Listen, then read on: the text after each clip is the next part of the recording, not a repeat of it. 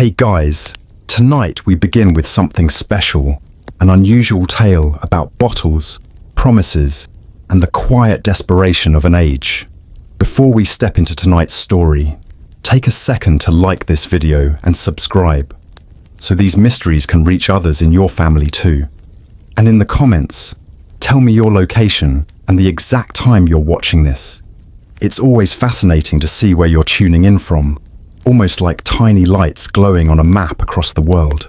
Now, let's drift into the 19th century, to streets where the fog curled thick around the lamps, and shop windows glowed with rows of glass bottles. The shop windows glowed in the gaslight, a row of glass bottles lined like soldiers on parade, each filled with liquid fire. Amber, emerald, sapphire, every shade seemed to shimmer through the fog of a 19th century evening. To passers-by, these bottles promised something beyond mere color. They promised deliverance, deliverance from coughing that rattled the lungs, from fevers that lingered, from a sadness that pressed too heavily on the chest. Inside those bottles, handwritten labels whispered of miracles, invigorating bitters, the universal elixir, Dr. Hamilton's genuine cure-all. To look into such a window was not just to see medicine, it was to see hope distilled and corked, gleaming under a flickering flame. This was the age before certainty, before medicine carried the authority of laboratories and white coats. For most families, a doctor was an expensive luxury, and a hospital was not a place of healing, but of last resort. Illness stalked every street and every farmhouse. Children wasted from fevers. Adults were wrecked by pains no one could name. Entire towns fell prey to waves of cholera, influenza, or tuberculosis. It was an age of desperation, and desperation is fertile soil for promises. Into this uncertainty stepped a new breed of salvation, the patent medicine. The word patent carried a misleading weight. Few of these concoctions had ever been patented in the sense of a government seal protecting a true invention. Instead, the name became shorthand for bottled mysteries whose recipes were guarded behind layers of secrecy. That secrecy, of course, was part of the charm. A tonic did not need to tell you what it contained. It only needed to assure you what it could do. And what it could do, at least according to its advertisements, was everything.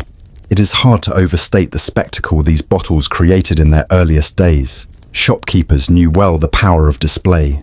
Bottles were placed not in the shadows, but in the brightest corners of windows, catching the lamplight. Their contents glowed like stained glass, liquid jewels set against the grime of city streets. For customers trudging home from 10-hour shifts in factories, or mothers weary from another night of a child's cough, those bottles sparkled like beacons. Here was a promise that did not involve the cold indifference of a physician or the unpredictable mercy of fate. Here was something you could buy, hold, and swallow. Here was control. The earliest stars of this bottled world were bitters, born partly from old traditions of herbal remedies and partly from the drinking culture of taverns. Bitters straddled the line between medicine and indulgence. They were mixtures of herbs, barks, roots, and, more often than not, a sturdy splash of alcohol. Advertised as stimulants, digestives, and restoratives, bitters claimed to steady the stomach, purify the blood, and banish melancholy. In reality, they often served as a socially acceptable excuse for a mid-afternoon nip. But what mattered was not what they were, but what they seemed to be: bottled vigor, bottled health. If bitters were the humble beginning, the elixirs soon followed with grandeur. The very word elixir carried the weight of alchemy, a whisper of medieval laboratories, and the dream of immortality. When an apothecary labeled his mixture an elixir, he was not merely selling syrup, he was selling enchantment. Elixirs came with names that rang of authority: elixir of life, elixir of health, elixir of the seven seals. They promised to cure everything from rheumatism to nervous collapse. Their advertisements declared them capable of prolonging youth, banishing fatigue, and steadying the nerves of businessmen and mothers alike. If you had a problem, no matter how vague, An elixir claimed to be the answer, but it was the cure-alls, the grandest promise of them all, that turned the entire industry into something resembling a secular religion. A cure-all declared no limits. Headaches, backaches, toothaches, fevers, indigestion, even the great spectre of consumption, none stood a chance. These were not medicines in the narrow sense. They were bottled deliverance. And for those who bought them, there was an intoxicating comfort in believing that such a thing might exist. The rise of these products was not simply a matter of chemistry or commerce. It was a matter of theatre. Every bottle carried a story. The label itself was often more important than the liquid inside. Labels were printed with elaborate designs, embossed with gold lettering, sometimes adorned with the face of a kindly doctor who might never have existed. They spoke of secret recipes handed down through generations, of exotic ingredients gathered from the far corners of the earth, containing roots from the jungles of India, one might declare, or with herbs known only to the wise men of the Orient. The truth rarely mattered. What mattered was the sense of mystery, the sense that within this glass lay something beyond the ordinary. Consider the world in which these bottles appeared.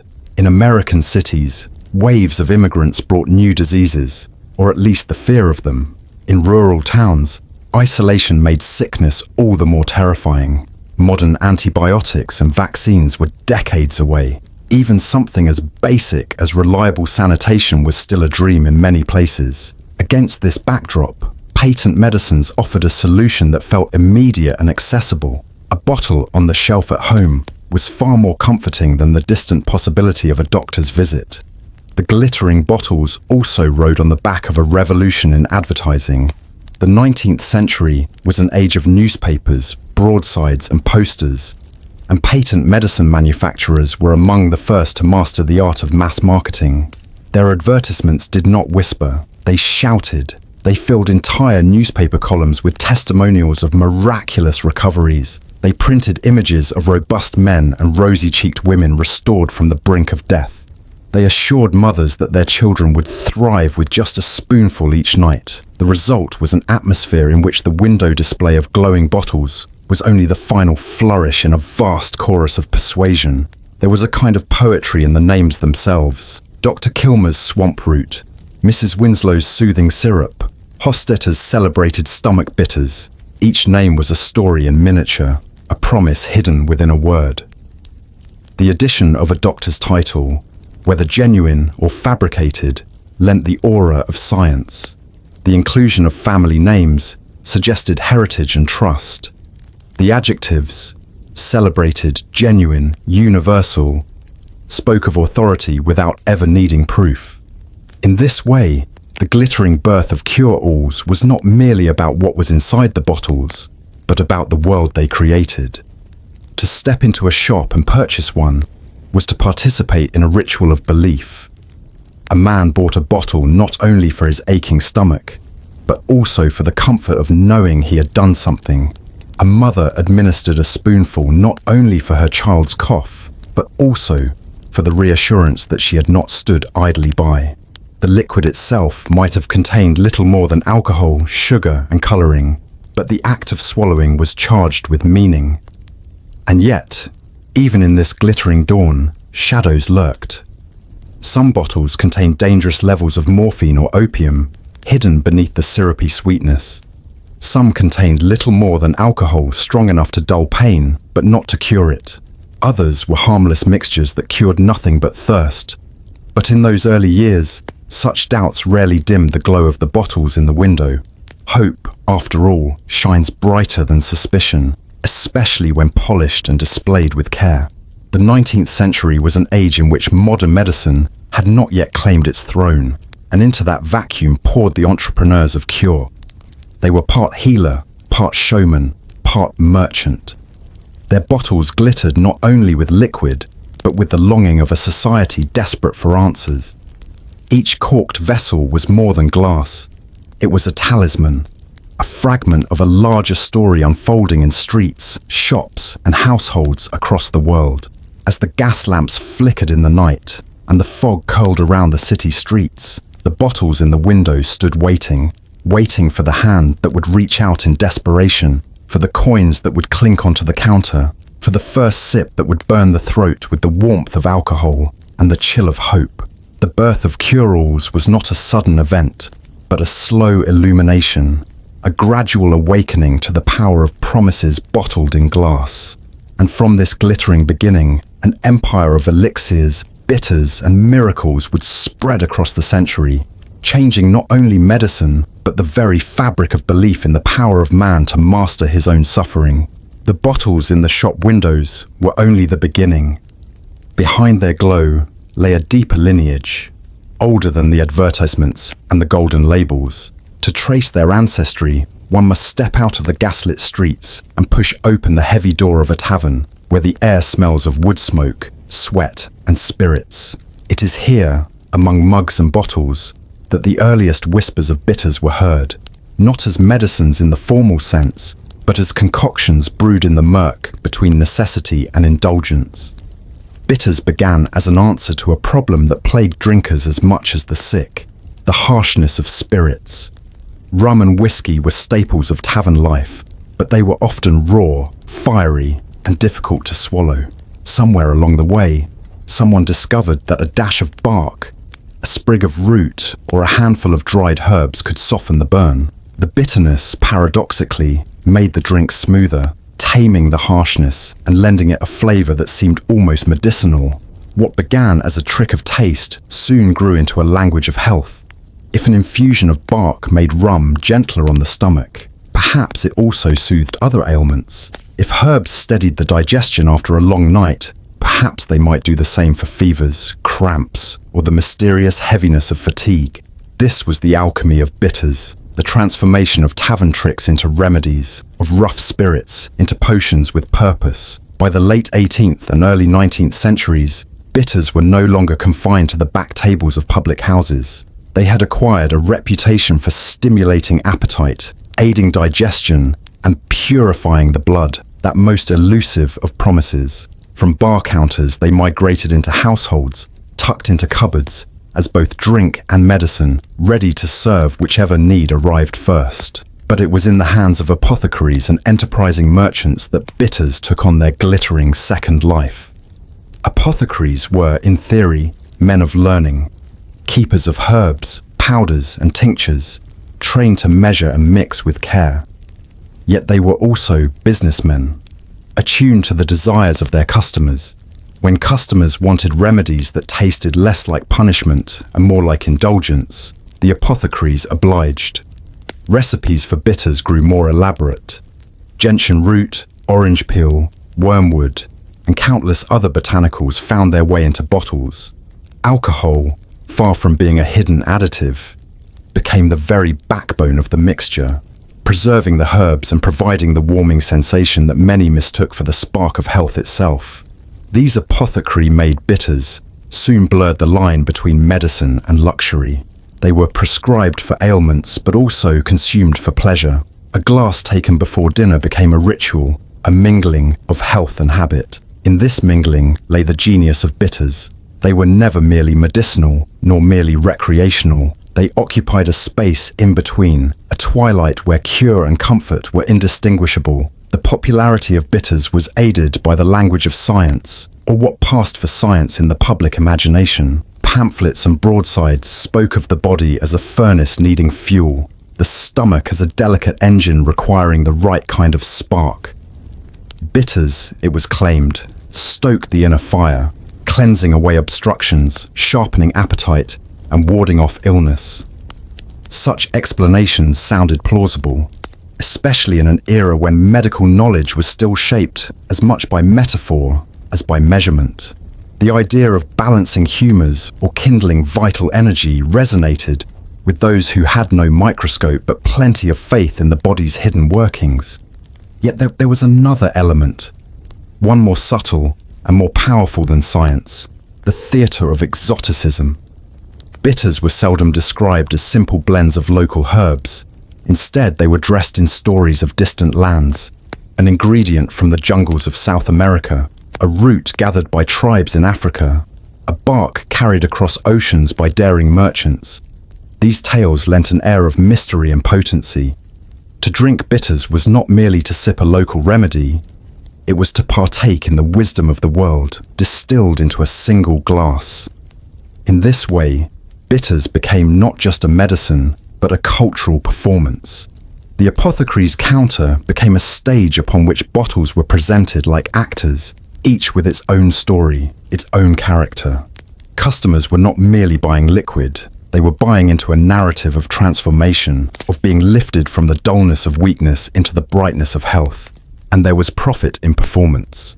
By the mid-19th century, certain brands of bitters had leapt from the shelves of apothecaries into the broader marketplace, advertised with bold claims and lavish imagery.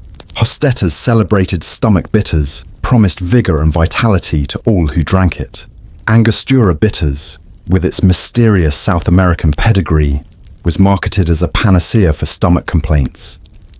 These brands were not accidents. They were carefully crafted empires built on the fusion of folklore, flavor, and faith. One could find bitters everywhere, in taverns, in homes, in the traveling trunks of peddlers. They were consumed by laborers seeking strength after long shifts, by mothers anxious over their children's digestion, by gentlemen hoping to steady themselves after too much indulgence. They were democratic in a way few medicines had been, accessible to rich and poor alike, requiring no prescription, no medical authority. In an age when doctors were mistrusted or unaffordable, bitters became the people's remedy, a bottle within reach of nearly everyone.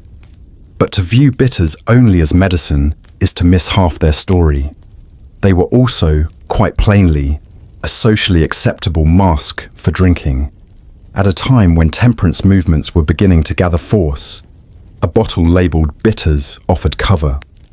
A man might pour himself a generous measure, claiming it was for his stomach, even as the alcohol dulled his sorrows. A woman, denied the freedom to drink openly, could take bitters under the guise of health, her glass filled with something more potent than herbal extract. In this double life lay the true alchemy. Bitters turned drink into medicine and medicine into drink, erasing the boundary until no one could quite say which it was. The migration of bitters from taverns to apothecaries was more than a physical journey. It was a transformation of status. In the tavern, bitters were rough, improvised, mixed with little more than intuition.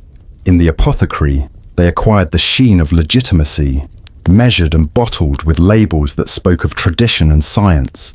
And once legitimacy was secured, the door to mass marketing opened wide. From there, bitters would stand proudly in the windows beside elixirs and cure-alls, glowing under the gaslight, indistinguishable from their more extravagant cousins. As the century advanced, bitters became a foundation upon which the larger empire of patent medicines was built. Their success proved that people would buy bottles not for what they contained, but for what they promised. They showed that the fusion of taste, alcohol, mystery, and advertisement could create not just a remedy, but a cultural phenomenon. Without bitters, the cure-alls might never have found their footing. Yet for all their promises, bitters carried their own shadows. Some were harmless enough, little more than flavored alcohol. Others contained substances whose long-term effects were far from benign. And always there lingered the question, did they truly cure, or did they merely comfort? The answer mattered little to those who clutched their bottles in times of need. In the end, bitters were less about chemistry than about belief. The belief that within a glass, one might find not only relief from pain, but also a taste of vigor, a sip of life renewed. So the apothecary windows glowed brighter with each passing year, their bottles catching the light, their labels whispering of distant roots and hidden powers. From the low wooden tables of taverns to the polished counters of city shops, bitters had completed their alchemy. They had transformed from rough mixtures into polished commodities, from tavern tricks into household necessities, from indulgence into an empire of health. And as their amber glow spread, the stage was set for even greater promises. Elixirs that claimed not only to soothe, but to save, not only to ease, but to transform life itself. If bitters carried the taste of bark and the tang of taverns, elixirs carried something altogether different, the fragrance of enchantment. Their very names shimmered with echoes of alchemists in candlelit chambers, of ancient manuscripts whispering secrets of eternal life. By the middle of the 19th century, the word had been stripped of its medieval mystery and pasted boldly across bottles in shop windows, but its allure remained. To buy an elixir was not merely to purchase medicine, it was to hold in one's hand a fragment of magic, a liquid whisper that promised transformation. The glass bottles were taller now, more elegant than the squat vessels that housed bitters. Many were tinted a soft blue or green, their corks sealed with bright wax, their labels proclaiming miracles in swirling script. The word elixir itself did half the work. It suggested that within the glass lay something far older and wiser than the man selling it across the counter.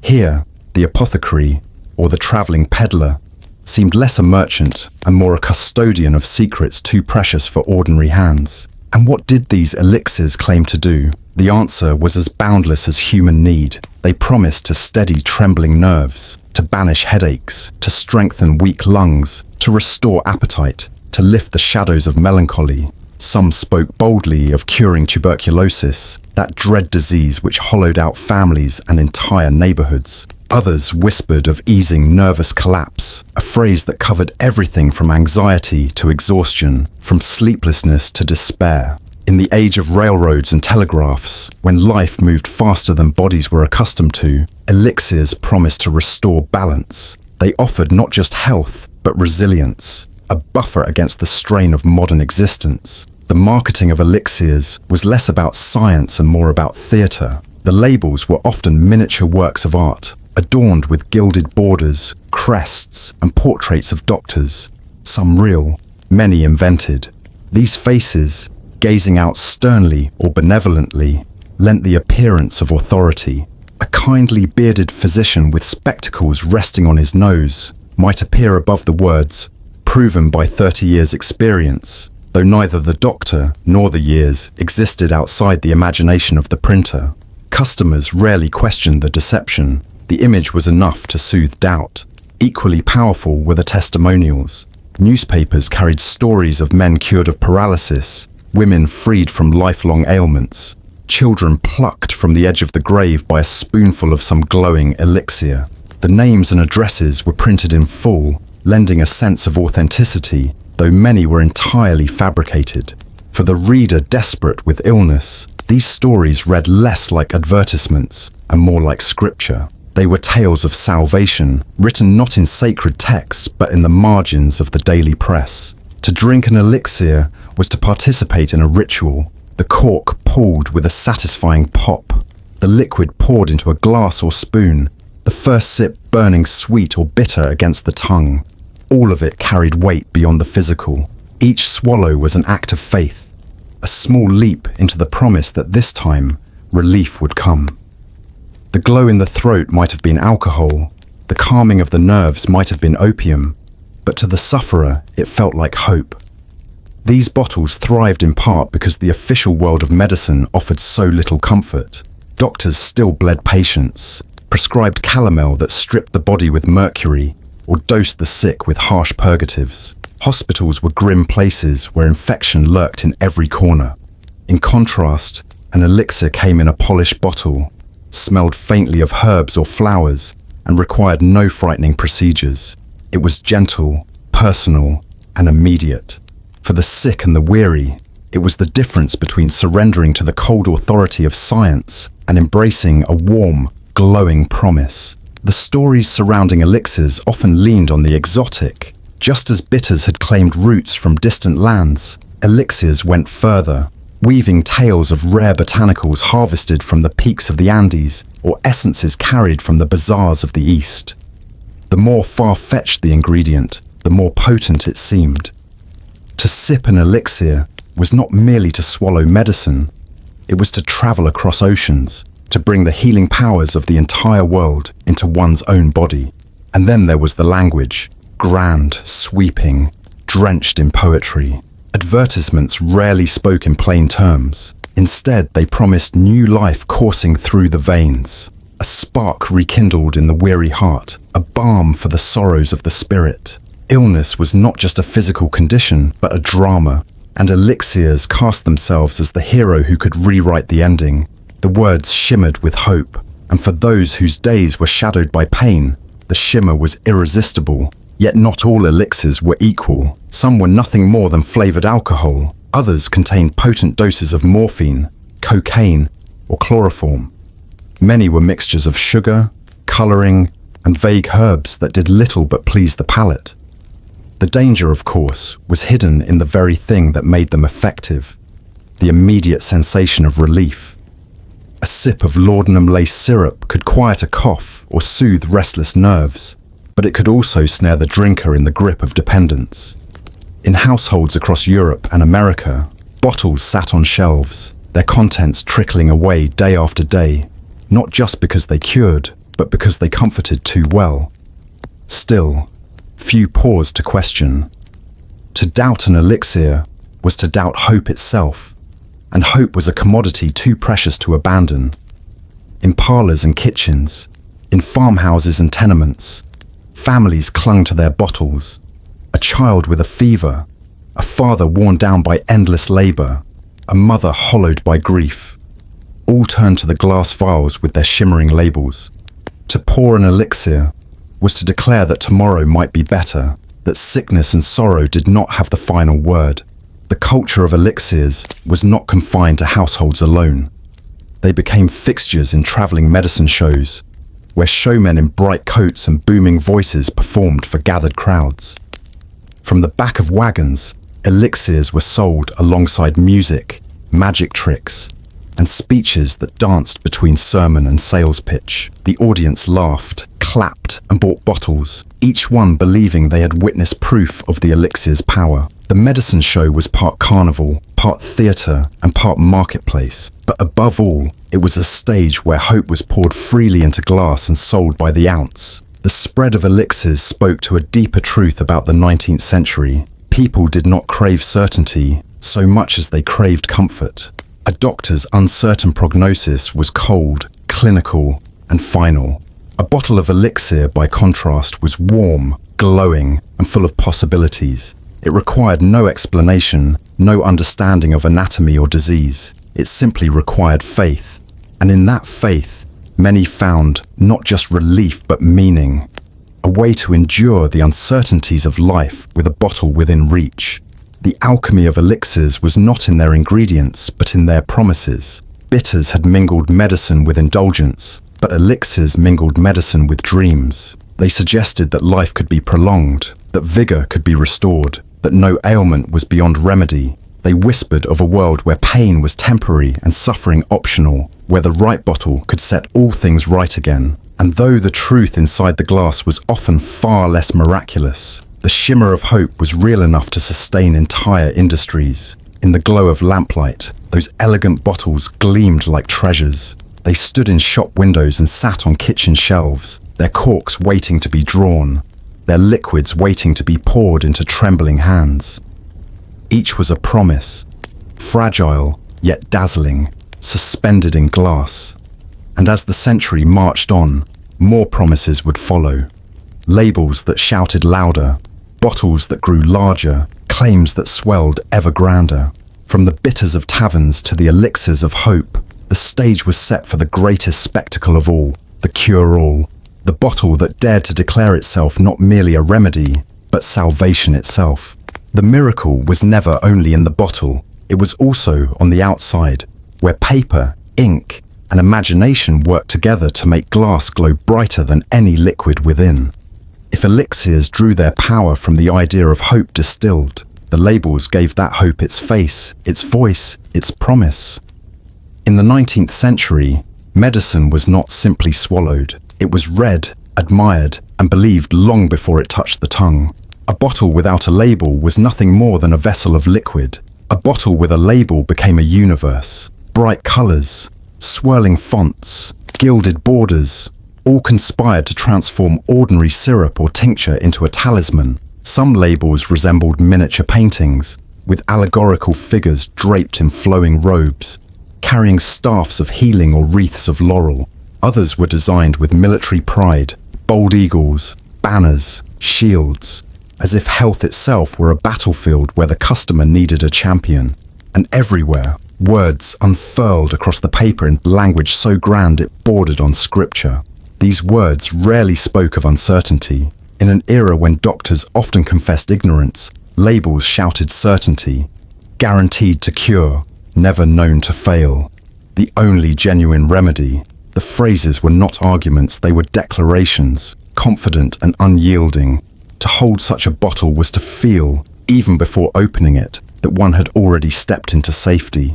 The artistry of labels was not confined to bold colours and fonts. It extended into the subtleties of suggestion. Many carried portraits of dignified men, solemn doctors in frock coats, their names preceded by the title Doctor. Whether the man had ever studied medicine was beside the point. The presence of a stern face and spectacles suggested wisdom beyond question. Others leaned on feminine imagery, serene mothers cradling babies, angelic women surrounded by blossoms. The message was clear. This medicine was not only scientific, but also nurturing, safe, and even divine. Labels told stories, and stories sold bottles. A syrup might be described as containing ancient roots used by Eastern sages, or a tonic as the treasured secret of an old German physician. These tales were printed not in small disclaimers, but in sweeping poetic paragraphs that wrapped around the bottle like charms. To read them was to embark on a miniature journey across continents and centuries, arriving finally at the conclusion that this very bottle, held in one's hand, was the distilled wisdom of the world. And beyond the labels themselves were the broader advertisements, posters plastered on brick walls, newspaper spreads filled with dramatic illustrations, pamphlets slipped into hands on street corners. The design was often theatrical, a man bent in pain, then shown standing tall after drinking the elixir, a pale child coughing in one panel, rosy-cheeked and laughing in the next. These images did not merely suggest improvement, they promised transformation, like a resurrection staged on paper. It was a world in which typography itself became a kind of incantation. Each font seemed chosen for effect, Gothic letters for authority, flowing cursive for elegance, block capitals for strength. The page was never silent. It shouted, whispered, and sang all at once. In the crowded noise of 19th century cities, where every wall carried posters and every newspaper brimmed with advertisements, the louder and more ornate the label, the stronger its hold. But behind the artistry was calculation. The makers of patent medicines were among the first to master what modern advertising would later codify: the creation of need. It was not enough to sell a cure. One had to first sell the fear of illness. Labels and ads alike reminded customers of the dangers lurking in daily life. Indigestion was not a passing discomfort, but a signal of deeper decline. A cough was not a nuisance, but a warning of consumption. Nervousness was not mood, but disease. By magnifying the ordinary, these sellers ensured that everyone, sick or not, felt the shadow of illness. And once the shadow was cast, the bottle's label shone like a lantern, offering salvation. The genius of labels lay in their duality. They soothed even as they frightened. On one side, the words warned of lurking dangers. On the other, they promised radiant health. The contrast was irresistible. A man reading about the perils of weak digestion would feel unease rise in his chest, only to feel immediate relief when the next line assured him that just one dose of the remedy before him would restore strength. The bottle itself became both diagnosis and cure, leaving no room for hesitation. Even the smallest details carried meaning. Gold foil on the label suggested wealth and authority. Embossed lettering caught the light, making the name of the medicine shine in shop windows. Some bottles carried seals, ribbons, or stamps, creating the illusion of official approval. Others were packaged in ornate boxes, as if the medicine inside were a precious jewel. Customers often saved the packaging long after the liquid was gone, a lingering reminder of the promise they had purchased. The power of labels extended beyond individual customers. They turned medicine into culture, A family who displayed a bottle on their kitchen shelf was not just keeping a remedy close at hand. They were displaying trust in modern progress, in the march of science. Even if the science was largely imagined, guests might notice the bottle, recognize the name from posters or newspapers, and feel reassured. The label carried social weight, as if to say, we are not helpless, we have salvation close at hand. But perhaps the most remarkable artistry lay in how labels blurred the line between the sacred and the secular. Many borrowed imagery from religion, radiant halos around the faces of doctor-inventors, light rays breaking through clouds, angelic figures cradling the sick. The message was clear. This medicine was not just commerce, but grace. To drink it was almost to participate in a ritual, to sip not only herbs and alcohol, but a touch of the divine. The sellers understood that faith was the most powerful ingredient of all. A label did not merely describe, it commanded belief. And once belief was secured, the contents of the bottle mattered less. Alcohol might create warmth, opium might dull pain, but it was the promise on the paper that gave meaning to every swallow.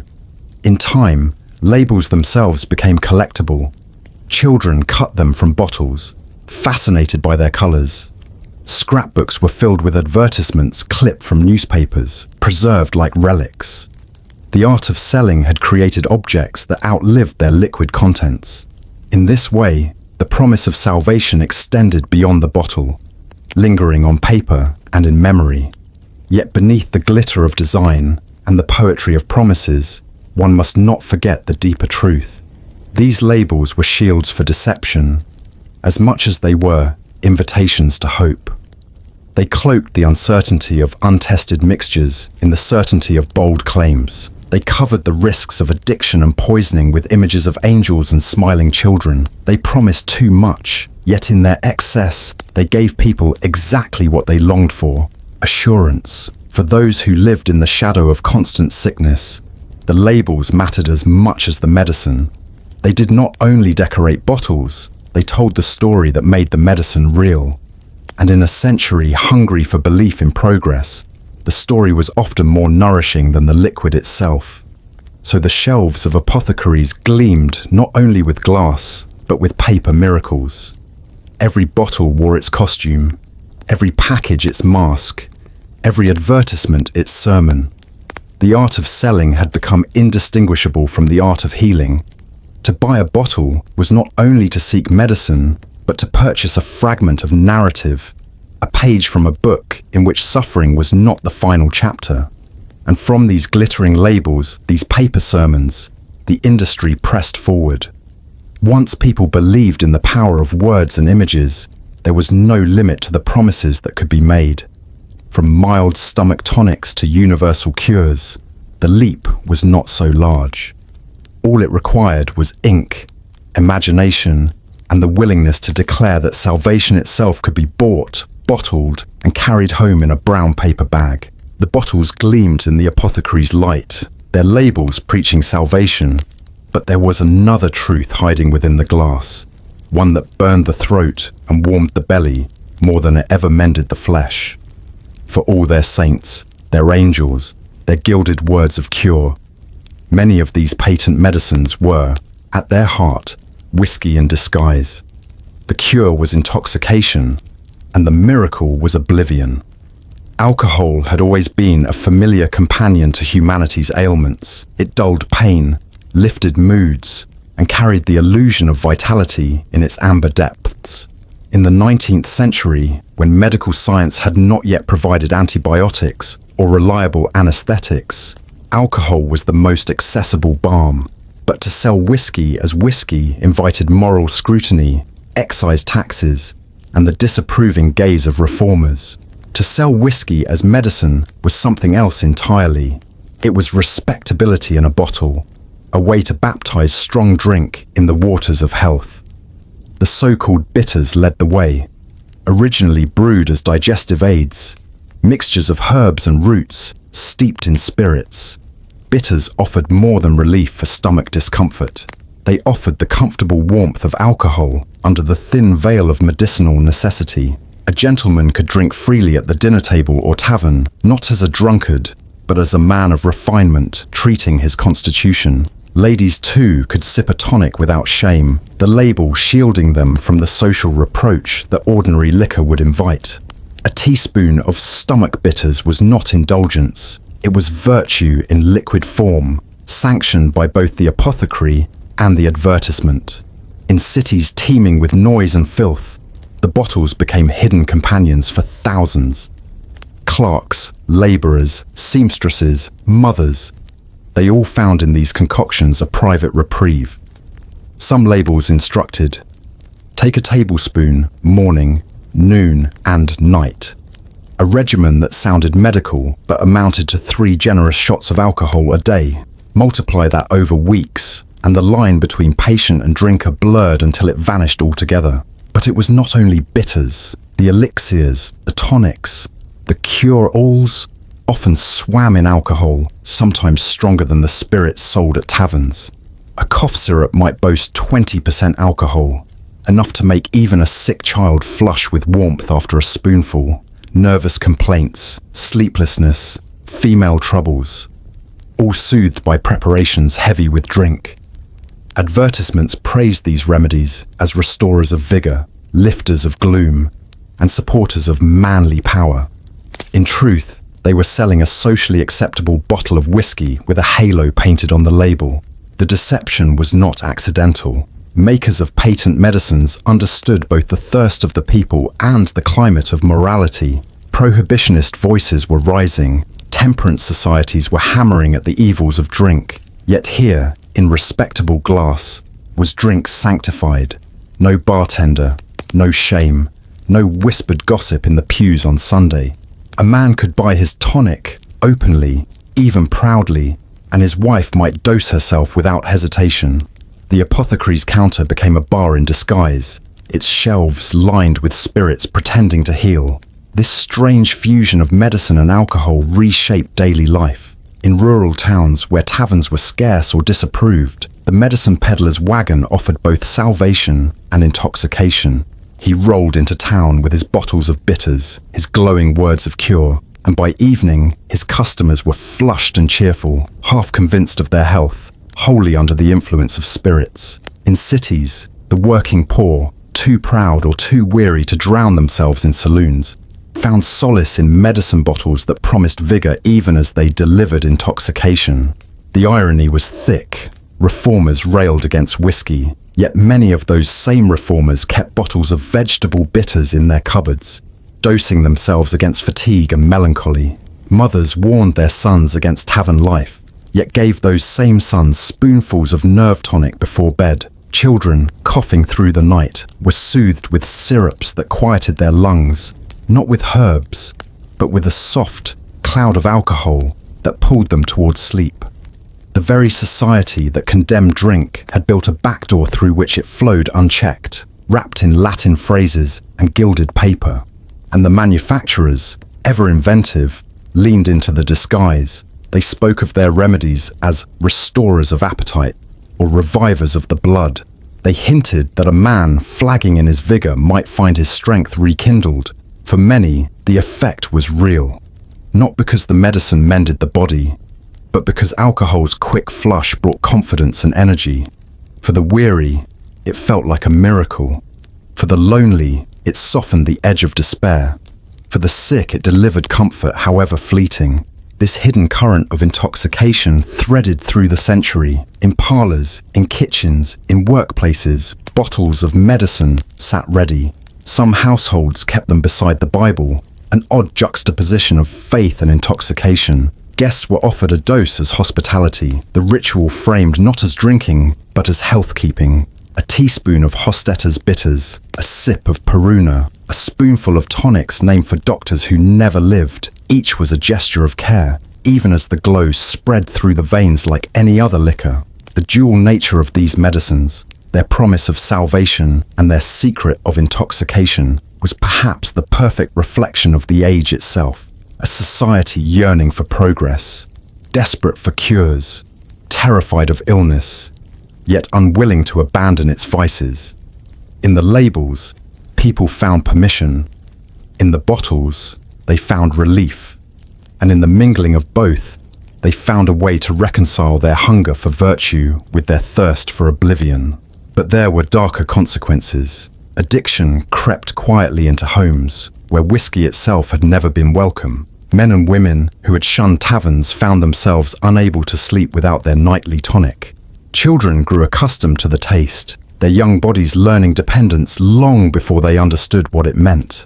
The language of medicine cloaked what was, in essence, a widespread quiet drunkenness. And when critics pointed out the alcohol content, manufacturers doubled down on their labels, insisting that what was sold was not drink but medicine, not indulgence but necessity. In this deception lay genius and danger alike. The art of selling had made alcohol untouchable by moral criticism, hiding it behind the curtain of science and healing. And as bottles multiplied in homes and apothecaries, the line between treatment and temptation dissolved, leaving society to sip freely from vessels that promised health while delivering intoxication. It was not a conspiracy of a few bottles, but a vast landscape of disguised spirits.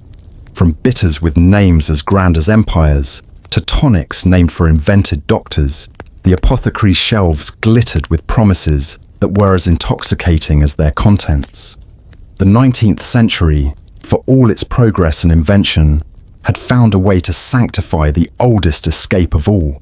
And for many who held those bottles, the line between salvation and temptation was no line at all. It was the same liquid, glowing amber in the glass, sweet on the tongue, warm in the veins, dressed not in sin, but in the costume of cure. The bottles could shimmer in shop windows, but they needed voices to truly live. Not the measured tones of trained physicians, but louder ones, carried on the wind, thick with promises. Across the 19th century landscape came men who wore titles without schools, who borrowed the dignity of medicine while knowing more about spectacle than science. They were the traveling medicine men, doctors without degrees, who turned wagons into theaters and streets into clinics where belief was the only currency that mattered. They came rattling into towns with wheels squeaking, banners flapping, and bottles clinking like an orchestra of glass. Their wagons were painted in bold colors, reds, golds, blues, each surface shouting with hand-lettered claims of cures for every affliction. The names of their concoctions were as elaborate as their coats. Professor Langley's Indian elixir of life, Dr. Caldwell's great nerve restorer, Colonel Witherspoon's vegetable catholicon. The more impressive the title, the more convincing the bottle, and no one asked where these men had studied. Their diplomas were printed on posters, their credentials sealed in confidence, and their degrees were signed only by imagination. Crowds gathered not because of illness alone, but because of the spectacle. The medicine show was as much entertainment as remedy. Music played, sometimes a fiddle, sometimes a brass band hired for the evening. Assistants, dressed in bright costumes, handed out pamphlets or tossed samples into the crowd. A barker with a booming voice praised the miracle cure, as if announcing a circus. The medicine man himself would step forward, tall hat on his head, coat flaring like a magician's, and begin to preach not from a pulpit, but from a wagon stage. The performance followed a rhythm as old as persuasion. First came the story of discovery, how the formula was handed down by native healers, or uncovered in ancient manuscripts, or brought back from a secret corner of Europe. The tale was embroidered with details just exotic enough to sound plausible, yet wondrous enough to dazzle.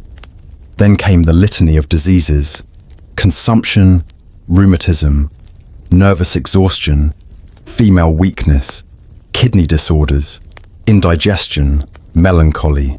Each was named in turn, the words rolling out like a catalogue of suffering until everyone in the crowd felt their body tremble with recognition. And finally, the cure itself was held aloft, glowing amber in the light. A bottle no larger than a man's hand, yet large enough to contain salvation. What followed was theatre of proof. The medicine man might call upon accomplices hidden in the crowd, stooges who limped forward, coughing or clutching their sides, only to be miraculously restored after swallowing a dose. Applause followed, sometimes nervous laughter, but always a tightening of the crowd's focus. If the lame could walk and the coughing could sing, what ailment might this bottle not mend? Some shows even featured acrobats or dancers who claimed to have been restored by the elixir, their very vitality presented as evidence of its power. The genius of the traveling medicine man was not his knowledge of medicine, but his understanding of human hunger. He knew that people yearned not only for relief, but for wonder, for a touch of the miraculous in their weary days. The show gave them both. It was part fair, part sermon, part carnival, and part clinic. Children came for the music, mothers for the cures, fathers for the drink hidden within the tonic, and all left with bottles tucked under their arms. These men moved constantly, never staying long enough for doubts to ripen. By the time a buyer discovered that the elixir failed to cure, the wagon was already miles down the road, bright banners flapping in another town square.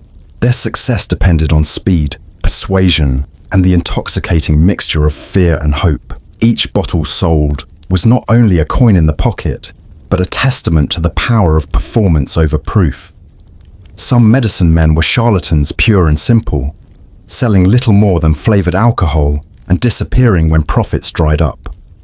Others believed in their concoctions, convinced that herbs, roots, and spirits blended together could indeed mend the body. A few even stumbled upon remedies that worked in part, bitters that aided digestion, tonics that soothed nerves, syrups that quieted coughs. But whether sincere or cynical, all shared the same stagecraft, the same ability to weave a crowd into belief. The wagon shows blurred the line between science and spectacle. They often borrowed the language of laboratories, extracts, compounds, formulas, while displaying none of the discipline behind those words. Glass beakers and brass instruments might be arranged on the wagon for display, their presence enough to suggest scientific authority. Yet what mattered was not analysis but applause. Science was not tested in silence, but shouted in rhyme, dressed in velvet and sold in ounces. In some towns, the arrival of a medicine man was the highlight of the season. Isolated communities, starved for entertainment and desperate for relief, embraced the show with equal fervor. Families brought their children, church groups attended after Sunday service, saloon patrons crowded in after dark. It was a democratic spectacle. Sickness spared no class, and so neither did the wagon. By candlelight beneath flapping banners, the poor and the wealthy alike listened to promises of restoration. But behind the glitter of the show lay a darker truth. For some, the elixirs became chains rather than keys.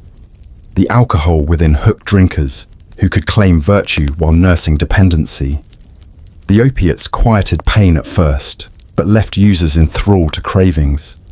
The sugar-coated syrups for children dulled fevers while teaching young bodies to long for the sweet relief again and again.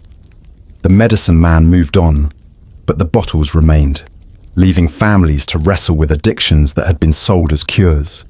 Yet condemnation was not easy. To attack the medicine man was to attack the hope he sold, and in a century shadowed by tuberculosis, cholera, and fevers unnamed, hope was a rare and fragile commodity. Better to risk a coin on a bottle than to face helplessness with empty hands. The traveling doctor without a degree knew this, and he built his fortune not only on deception, but on the deep human need to believe that salvation might still be possible. These figures became folklore. Children whispered about the painted wagons. Women remembered the tall men in bright coats, and old men repeated the miraculous claims with both skepticism and nostalgia. They were healers, tricksters, performers, priests of a strange faith where medicine, miracle, and entertainment fused into one. And though their bottles emptied, their legend lingered. What is most striking, looking back, is how seamlessly they fit into the fabric of the century. They were not intruders, but reflections of their age, half scientific, half mystical, yearning for progress, yet clinging to the comforts of the old. They embodied the contradictions of a society both terrified of disease and fascinated by spectacle, hungry for health but also for wonder. So the wagons rolled, year after year, across muddy roads and cobblestone streets, through farm towns and booming cities, leaving trails of paper handbills and empty bottles in their wake. Their coats wore out, their banners faded, their names shifted, but the pattern remained. Doctors without degrees, yet with voices strong enough to drown the silence of sickness, carried their miracles in clinking crates, selling not just medicine, but a story, a show, a fleeting taste of salvation. And when the crowd dispersed, when the wagon rattled out of sight under the pale light of the moon, the bottles left behind gleamed faintly in the dark kitchens and bedside tables of America, reminders that belief itself was the strongest medicine of all, and the traveling men who sold it had mastered its prescription. By the time the wagon rattled into the town square, the spectacle had already begun. The sound of drums, the sharp wheeze of a fiddle, the flutter of banners overhead. These were not the trappings of a clinic, but of a carnival. Yet here, amid the clamour of music and laughter, bottles of medicine stood at the heart of the performance. The carnival stage was not a distraction from the cure. It was the cure's altar, the place where showmanship transformed ordinary alcohol and herbs into miracles. The travelling medicine man had long known that a bottle did not sell itself. It needed theatre, a stage on which it could be revealed like treasure. In dusty crossroads towns, on wooden platforms in city markets, or beneath the canvas of gaudy tents, the stage became a space where hope was performed, bought, and swallowed.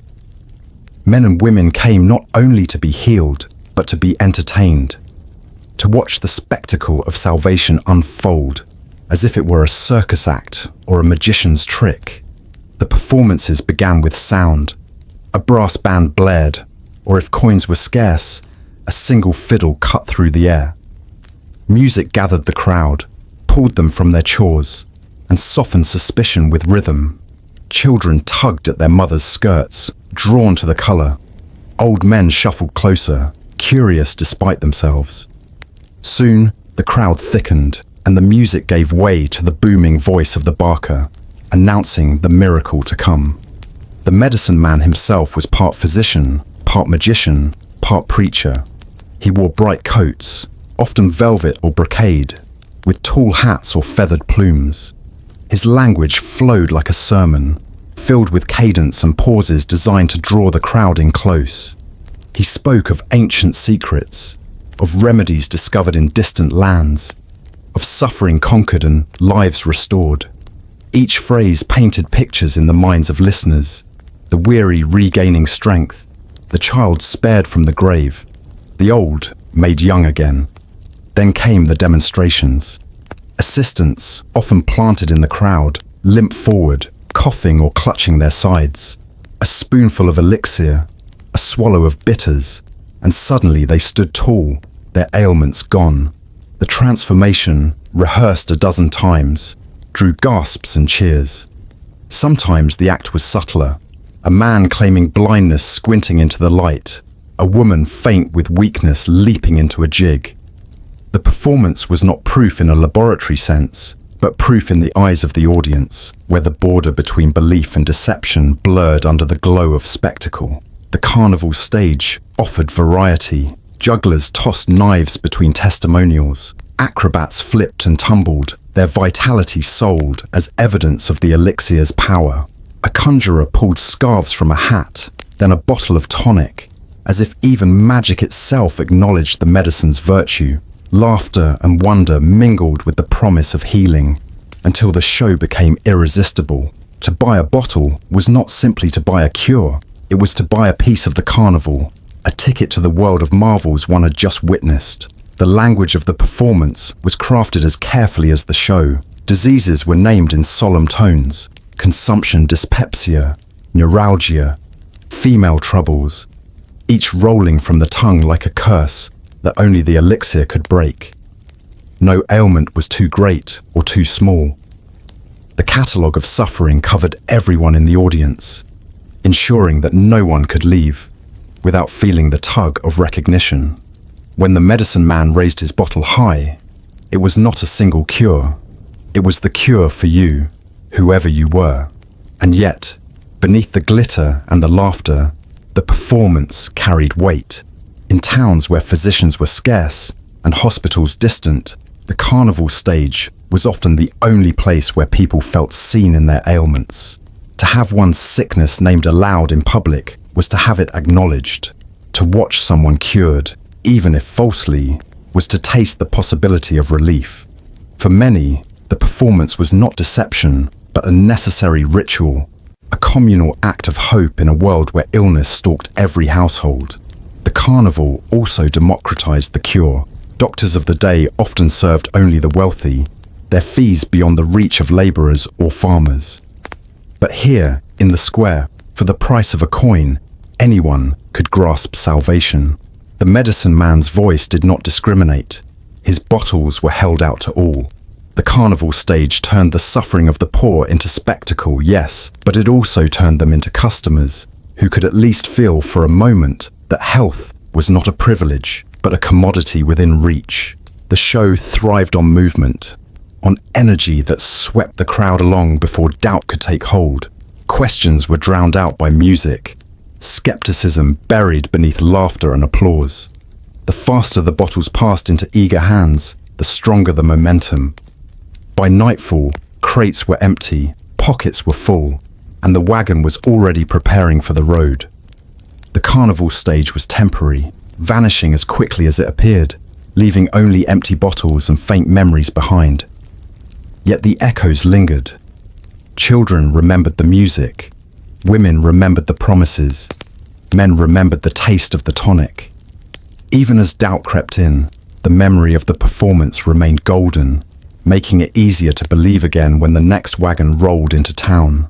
The carnival stage was not simply a place of deception, it was a school of belief, training communities to equate spectacle with truth, performance with healing. It was a curious marriage, this union of carnival and cure. The banners of clowns and acrobats hung side by side with slogans of salvation. The laughter of children rang out against the solemn tones of disease and death. Yet together they created something powerful, a space where suffering could be momentarily forgotten, where sickness was transformed into entertainment, and where hope could be bought like a ticket to the show. The medicine man was both showman and priest. He gave his audience not only bottles, but a ritual, music, testimony, revelation, transformation. The carnival stage was his pulpit, the crowd his congregation, the elixir his sacrament. And as long as people left with bottles in hand, convinced of the miracle they had witnessed, the performance had fulfilled its purpose. But as the century wore on, the carnival shows grew grander, more elaborate, blending deeper into the fabric of popular entertainment. Tents larger than houses rose on the outskirts of towns, lit by lanterns that glowed like stars. Entire troupes traveled together, musicians, comedians, dancers, each act drawing the crowd closer to the moment when the medicine itself would be unveiled. By then, the sale was inevitable. The carnival had already worked its magic. The bottle was only the final prize. And so, across fields and cities, along rivers and railroads, the carnival stage became a fixture of 19th century life. It was not merely a distraction, but a central ritual of the patent medicine era, a place where the cure was less important than the belief, and the performance was the cure itself. The banners faded, the wagons rattled on, but the lesson remained. Healing, in that age, was as much about theatre as it was about medicine, and the stage was where the miracle first came to life. The tents would fall silent once the music ended, the drums fading into the rustle of restless feet. But the true power of the performance was only beginning. For all the flags and fanfare, for all the painted wagons and glowing lanterns, it was words that carried the cure. Words poured from the lips of medicine men and salesmen like a tonic of their own, promising vitality, warding off doubt, bending belief. Long after the crowd had forgotten the shape of the banners or the notes of the fiddle, the words remained, repeating themselves in memory, stubborn as a hymn. The 19th century was a century of rhetoric. Oratory filled churches, legislatures, revival tents, and courtrooms. It was an age when a man's voice was often his livelihood, and his choice of words could alter the fortunes of towns. The medicine trade thrived in this climate, feeding on the hunger for eloquence, borrowing its cadences from the pulpit and its thunder from the politician. Patent medicines were not simply sold. They were preached, declaimed, announced with language so florid, so drenched in metaphor, that it seemed impossible for a lie to cling to such grandeur. Consider the advertisements that blanketed newspapers and handbills. They were sermons in print, brimming with confidence and absolutes. Marvelous restorer of health, the sovereign remedy for all disorders, nature's great gift to mankind. Each phrase was a promise wrapped in poetry, designed less to inform than to overwhelm. The ailments were named in somber tones: consumption, rheumatism, melancholia, and then obliterated in a flood of curative certainty. The words themselves seemed to crush disease, as if the sheer boldness of the claim could banish pain. Even the names of the medicines spoke in a language of wonders. Sarsaparilla rolled from the tongue with a music that suggested exotic jungles and secret knowledge. Bitters sounded stern, ancient, reliable. Elixir carried the weight of alchemy, the shimmer of old mysteries now bottled for the masses. Panacea dared to announce itself as the cure for all. A single word could summon entire landscapes of meaning. Health, vigor, mystery, eternity. By the time the cork was pulled, the buyer was already half cured by suggestion. Language made the bottles into something more than glass and liquid. A tonic could be whiskey with herbs, but when wrapped in words, it became a rejuvenating cordial, extracted from the hidden wisdom of nature. Bitters could be cheap rum, but described as the sovereign defense against ennui, lassitude, and the creeping malady of age. It acquired grandeur. In truth, the ingredients often mattered less than the adjectives. A cure was brewed not in stills but in syllables. The medicine man's speeches were carefully staged symphonies of persuasion. He began with fear, describing the perils of common ailments, the lurking threat of coughs that became consumption, of indigestion that could rot into wasting disease.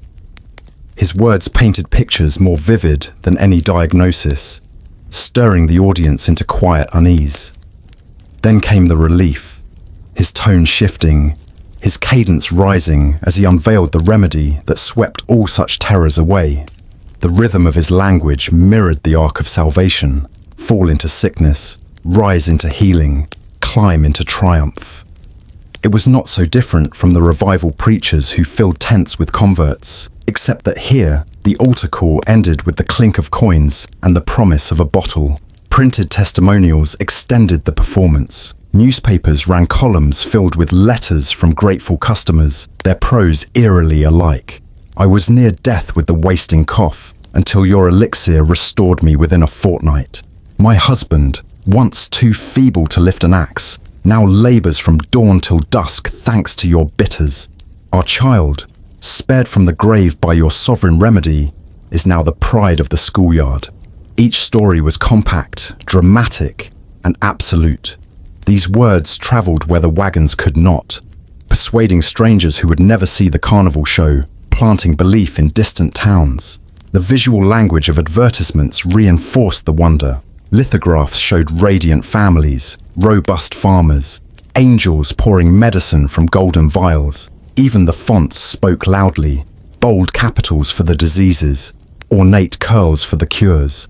Words leapt from the page not as mere text, but as symbols of vitality, designed to dazzle the eyes as much as the mind. There was cunning in the vagueness of these words: purifies the blood, strengthens the system, invigorates the nerves. Phrases that named no specific cure yet promised everything. Such language could not be disproven, for who could measure purity of blood or strength of nerves? The brilliance lay in its elasticity, words that bent to fit any ailment the listener carried. A woman with headaches, a farmer with back pain, a child with fevers, all could see themselves in the same sentence. The cure was universal because the language was universal. The tone itself carried a hypnotic force. The booming cadence of the salesman, the rolling rhythm of his proclamations, The repeated refrains of promise. It was a form of enchantment. The audience did not simply hear words. They were carried along by them, lulled into a kind of communal trance. The promises settled in the ear like a song you could not forget. Weeks later, when the bottle was gone, the words still lingered, coaxing the buyer to believe that perhaps one more purchase would finish the cure. Language also created enemies. If the medicine was to appear miraculous, the world outside it had to be painted as dark, neglectful, even hostile. Doctors were described as cold, expensive, unreliable. Hospitals were places of misery and despair. Science was portrayed as distant, fumbling, and incomplete. Against this grim backdrop, the elixir appeared radiant, simple, affordable, kind. The salesman's words did not merely promise healing, they crafted a world where his cure was the only shining path. Yet there was something strangely democratic in this language of wonders. It spoke to all levels of society with equal fervor, promising the same vigor to farmhands and merchants, to mothers and magistrates.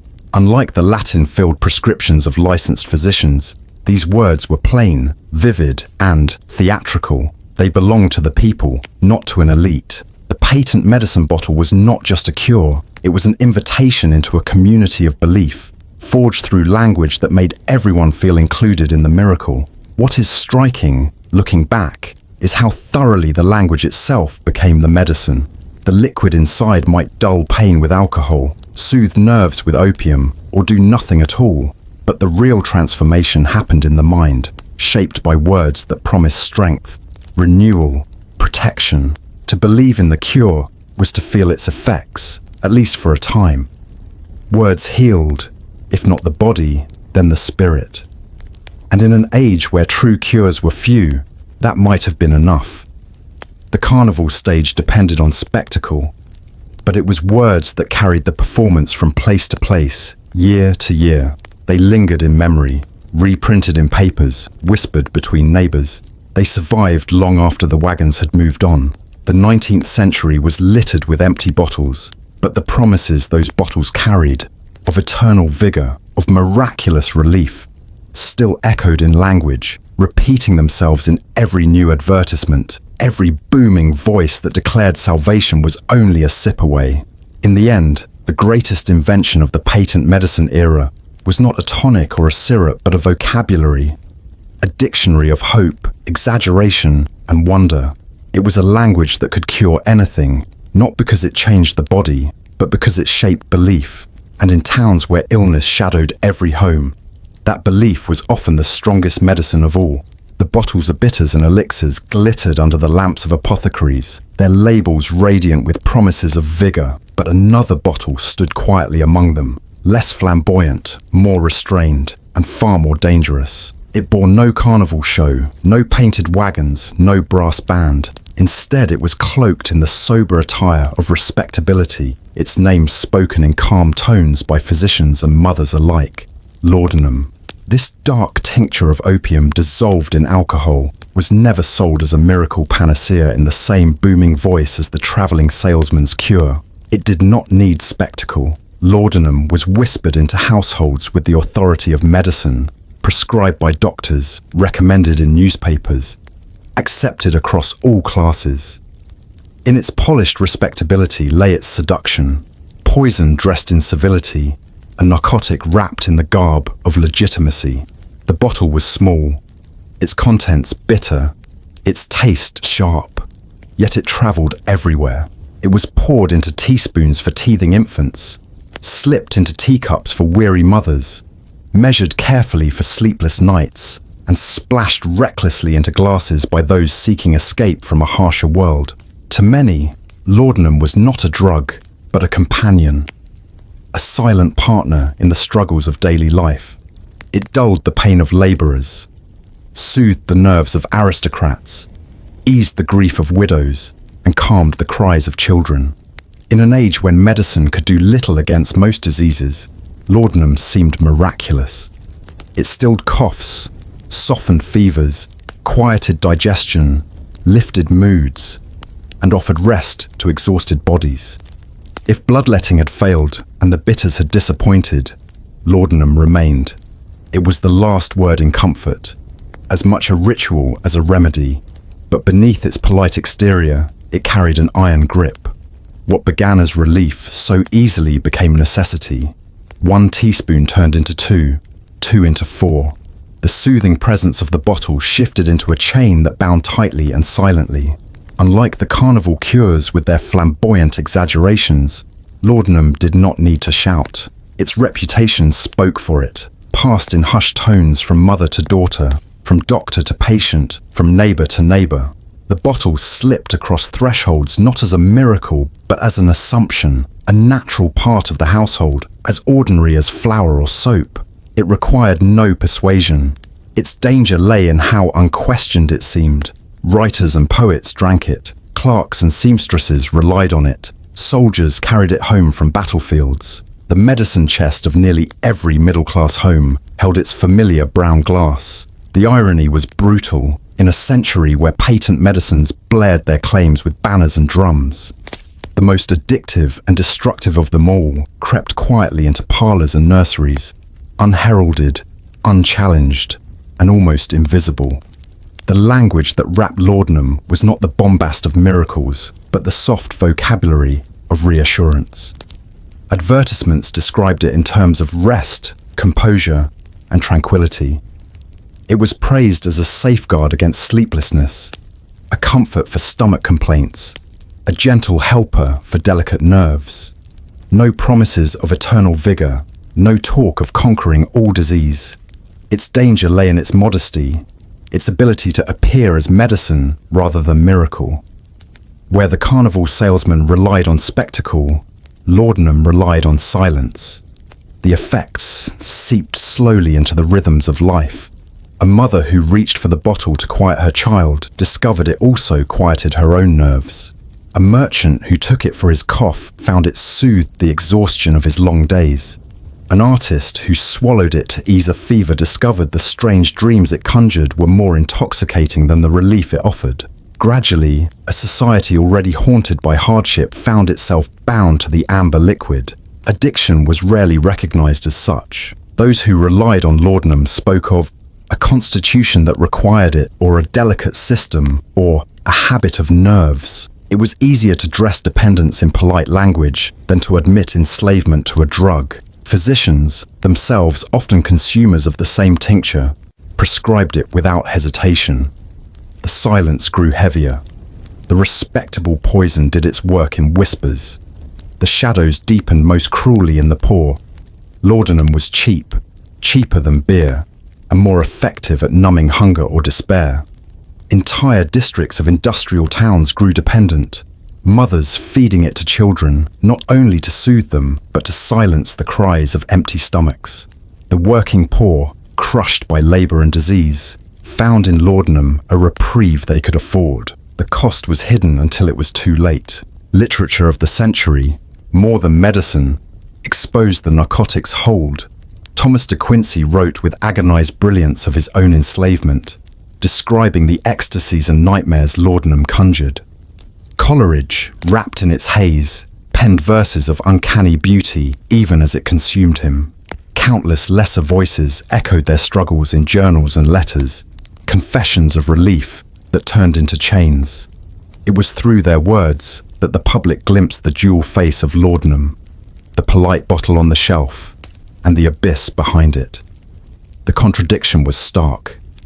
Society condemned drunkenness, sneered at the drunkards stumbling from taverns, and yet laudanum was embraced in drawing rooms, its intoxication overlooked because it came in the dress of medicine.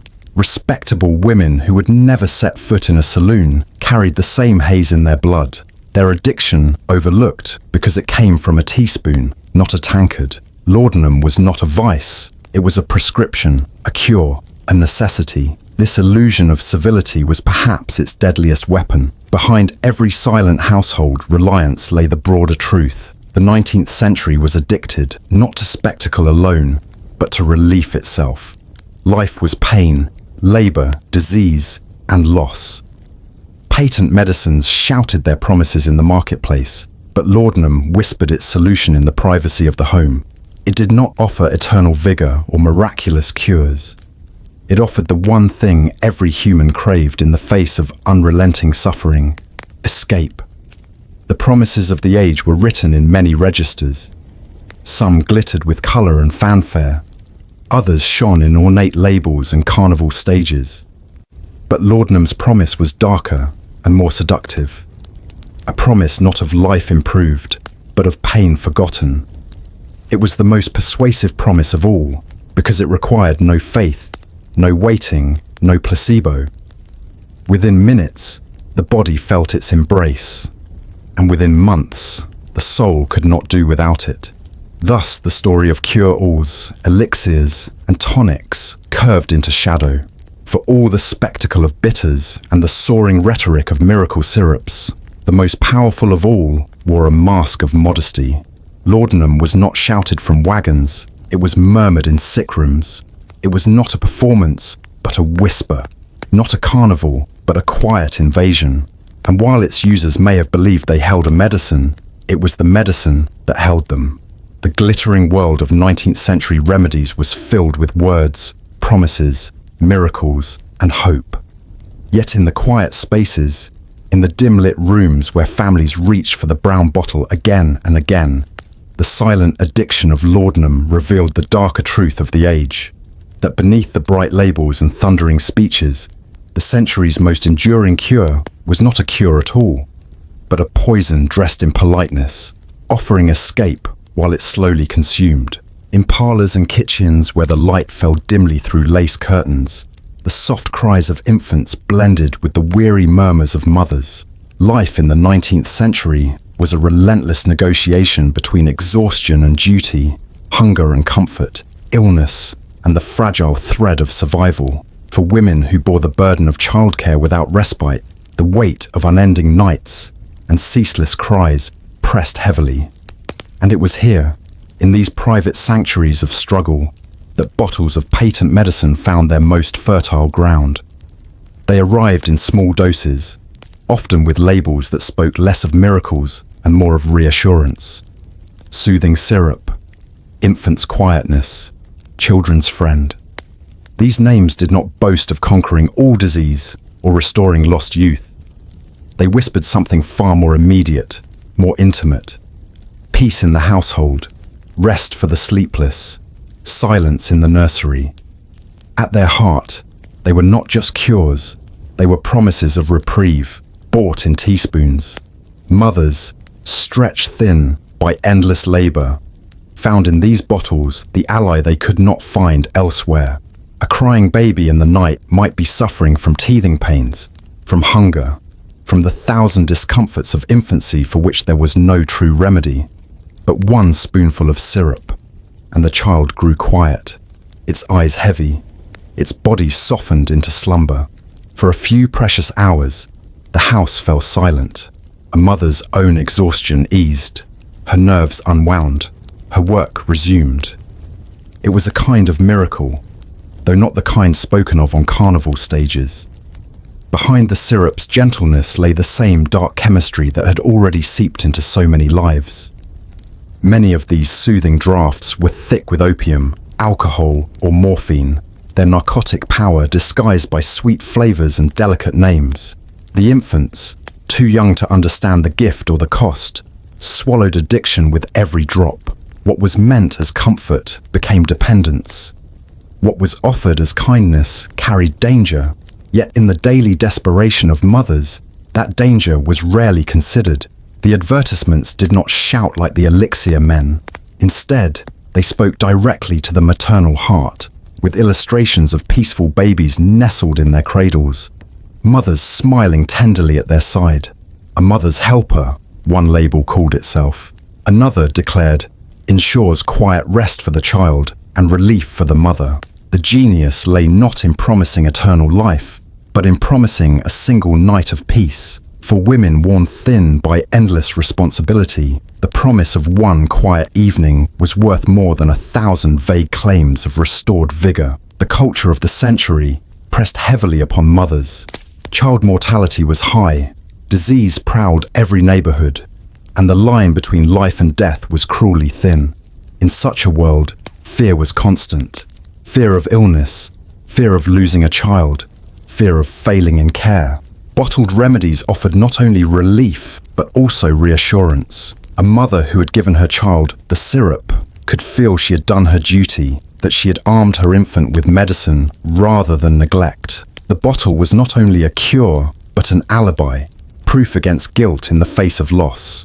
Doctors, overburdened and often ineffectual, encouraged the use of these syrups. Apothecaries stocked them prominently, and newspapers ran their advertisements beside recipes and household tips. The presence of these remedies in the nursery became so normalized that few questioned their necessity. Mothers passed them to daughters, grandmothers to granddaughters, until the soothing syrup was as natural a fixture of childhood as the cradle itself.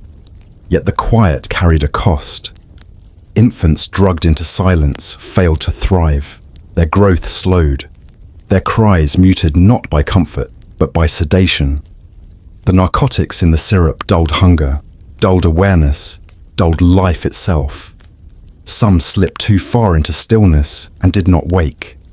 The tragedies, when whispered, were rarely traced to the bottle. Death was common enough in infancy that another small grave in the churchyard did not raise questions about the syrup that had calmed the child's last nights. The story of bottled assurance is as much about society as it is about medicine. Women, denied rest, denied resources, denied voices in the halls of medicine or law, reached for the only support within their grasp. The syrup was not simply a drug, it was a surrogate for the help that was never given. The culture itself had conspired to leave mothers isolated, and the bottle, with its sweetened poison, filled the void. The power of words once again played its part. Where elixirs had spoken of vigor and longevity, the language of children's medicines spoke of virtue and care. The very act of buying the syrup reinforced a mother's identity as responsible, attentive, loving. She was not drugging her child into silence. She was protecting it, nurturing it with medicine.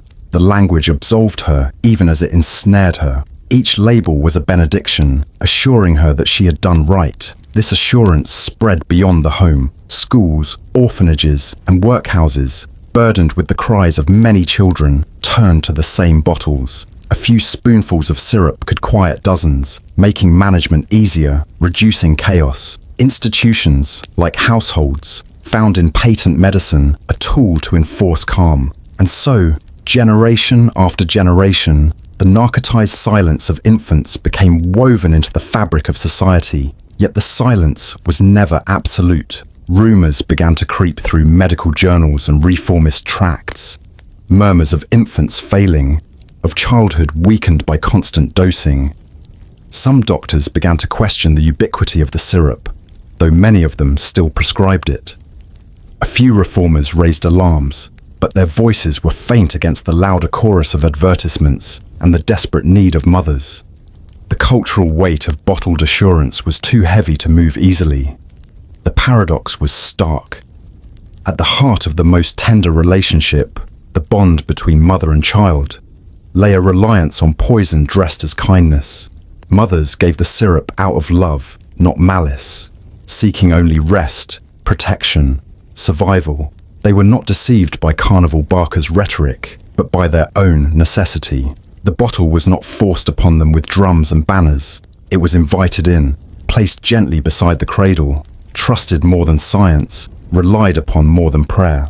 The century of cures was never only about adults seeking vigor or wanderers chasing miracles. Its deepest mark was left in the nursery, where infants learned silence too soon, where mothers sought comfort in the corked assurance of a brown glass bottle.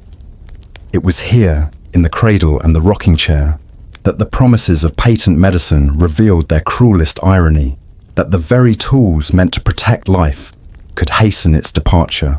The story flowed outward from these quiet rooms into the larger world, shaping generations who grew up with a taste of syrups on their tongues, who carried the memory of narcotized childhoods into adulthood. The bottles did not just alter individuals, they altered the culture, reinforcing a belief that medicine, however bitter, however dangerous, was always better than silence, better than nothing.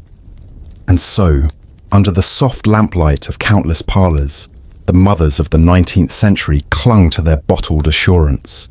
Not because they trusted the manufacturers, not because they believed in miracles, but because the world left them no other comfort. The syrup offered them a fragile illusion of control, a whispered promise that they could quiet the cries of their children, if only for a night. It was a promise they could not refuse, and in their weary hands, it became a ritual as enduring as any sermon or song. By the middle of the 19th century, something strange and glittering had taken hold of the industrial world. Cities that once echoed with the hiss of steam engines and the clatter of looms now found themselves humming with another, subtler rhythm, the endless pouring of liquids into glass. The patent medicine industry had discovered its heartbeat, and it beat within vast factories where imagination, deception, and genuine chemistry worked side by side. What had once been the work of lone tinkerers, medicine men, hawking concoctions brewed in barns or kitchen basins, had swelled into an empire of steel and smoke. Small bottles with ornate labels were no longer enough. Demand had grown too wild, too ravenous, and the public appetite for bottled salvation was insatiable. This was the age of factories built not to clothe bodies, but to clothe promises. The boom had begun in America, though Europe followed quickly. In New York, Philadelphia, and Chicago, industrialists raised brick warehouses whose windows glowed late into the night. They were not filled with clerks, but with laborers, men and women who spent their days boiling vats of liquid, grinding herbs, and hammering corks into bottles. For some, it was honest work, wages in return for long hours. But behind the whistles and smoke, these factories were cathedrals to an entirely different religion, faith in the cure-all. Walking through such a factory was to step into a theatre of contradictions. One might see a row of workers carefully weighing powdered roots, lavender or chamomile, plants with real medicinal qualities. Beside them, others tipped barrels of raw alcohol, gallons at a time, into towering vats. Into this base went everything. Sugar to sweeten the bitterness, dyes to tint the liquid into shades of amber or ruby, and flavorings, wintergreen, peppermint, even exotic cinnamon from overseas. Bottles filled, corks were sealed, labels pasted, and crates nailed shut, bound for distant towns, where they would be unloaded with the air of divine gifts.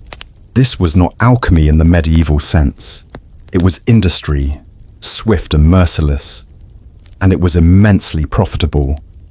Entrepreneurs who had once sold only a few dozen bottles from wagons were suddenly turning out thousands, even tens of thousands each week. In an age where a man's annual wage might be $400, the owners of these medicine companies counted their profits in millions. Fortunes were made not in steel, not in cotton, not in railroads, but in glass bottles filled with faith. And with fortunes came spectacle. The owners of these patent medicine empires did not hide in the shadows. They built mansions, sponsored civic parades, and plastered cities with advertisements. A certain irony rippled through these spectacles. While doctors in universities argued fiercely over the uncertain principles of medicine, industrialists were quietly becoming healers in the public imagination. For the people, the proof was not in academic debate, but in the steady hand that dropped a spoonful of syrup into their mouths at night and gave them the comfort of believing tomorrow might be better. Yet the boom was not simply about meeting a need, it was about manufacturing it. Factories had to sell endlessly to sustain their growth, so their owners turned not just to production, but to persuasion. Labels became elaborate, no longer simple marks of content, but entire sagas of healing written in tiny print. Newspapers were filled with testimonials from people who swore that a particular elixir had restored their sight, cured their paralysis, or resurrected them from the shadow of death. Some of these voices were real, drawn from desperate people eager to believe. Many were not. Whole departments existed to invent the words of strangers, to create the illusion of a nation healed by a single brand. In some factories, an even darker truth lurked. Formulas were guarded like royal secrets, and not without reason. Laudanum flowed freely into some, cocaine into others, morphine into more. The public seldom asked what the bottles truly contained. Why should they? If the pain receded, if the cough quieted, if the child finally slept, was it not a miracle? But behind closed doors, factory managers knew precisely what they were bottling. They were not only selling medicine, they were selling dependence. For the longer one used these remedies, the more impossible life became without them. What began as a comfort transformed into a need, and what had seemed a miracle became a chain. It was not only in the bottles that fraud lay hidden. Some factories boasted of wild, foreign ingredients, rare Peruvian barks, roots from the Orient, leaves gathered by tribes in Africa. But when investigators peered closer, those miraculous barks often proved to be little more than local weeds, dressed up with exotic names. A root from Kentucky might masquerade as an ancient Asian treasure. Water from a city pump was sold as a spring of health drawn from the foothills of the Alps. Illusion was as much an ingredient as alcohol or sugar. And yet, for all the fraud, there was something deeply human in the persistence of it. The people who drank these concoctions were not fools. They were dreamers, or perhaps more accurately, they were survivors. They lived in an age when real medicine was limited, when doctors themselves were divided between bleeding patients with leeches or prescribing calomel, a mercury compound as poisonous as it was common. Against such grim options, a bottle promising gentle healing seemed not only reasonable, but merciful. Factories knew this. They thrived on it. And so they grew, sprawling, multiplying, feeding on desperation. Every town came to know the sight of crates arriving by train, labeled with names that soon became household words. Lydia Pinkham's vegetable compound, Hostetter's bitters, Dr. Jane's expectorant. The names rang with authority, draped in the dignity of science they rarely possessed. Meanwhile, the marketing machine grew louder. Entire walls of buildings became painted advertisements. Theatres hung banners promising free bottles to attendees. Almanacs were printed by the millions, not to chart the seasons, but to slip subtle sermons of health into every kitchen drawer. Patent medicine companies became publishers, entertainers, and political donors. Their influence seeped into every corner of life. Governments hesitated to intervene. Some lawmakers were in the pocket of these companies. Others simply feared the public backlash that might come from removing what so many relied upon. In the absence of regulation, the boom thundered on, unchecked. Factories became temples of contradiction. Inside, workers coughed from the fumes of alcohol and dyes, even as the bottles they filled were said to cure such coughs. Crates left the buildings stacked high, destined for homes where mothers poured spoonfuls into their children's mouths, whispering thanks to the very machines that had poisoned their own laborers. There was both triumph and tragedy in this boom. Triumph because the factories brought work, and because now, perhaps for the first time in history, ordinary people could afford to purchase medicine in abundance. No longer was healing the exclusive province of the wealthy. Anyone with a few coins could purchase a bottle of hope. But tragedy too, because much of that hope was hollow. In every city, there were stories of families undone by addiction, of fortunes wasted chasing cure after cure, of children who grew drowsy and never woke. Still, the industry pressed forward, driven by momentum it could no longer control. Once the machinery of faith and fraud was set in motion, it could not be stopped by questions of morality or science. It was a juggernaut, as relentless as the trains that carried its wares. And so the patent boom rolled on, spilling from factories into parlors, from cities into countryside, from America into the world. It was no longer a curiosity of bottles in windows or of traveling salesmen with silver tongues.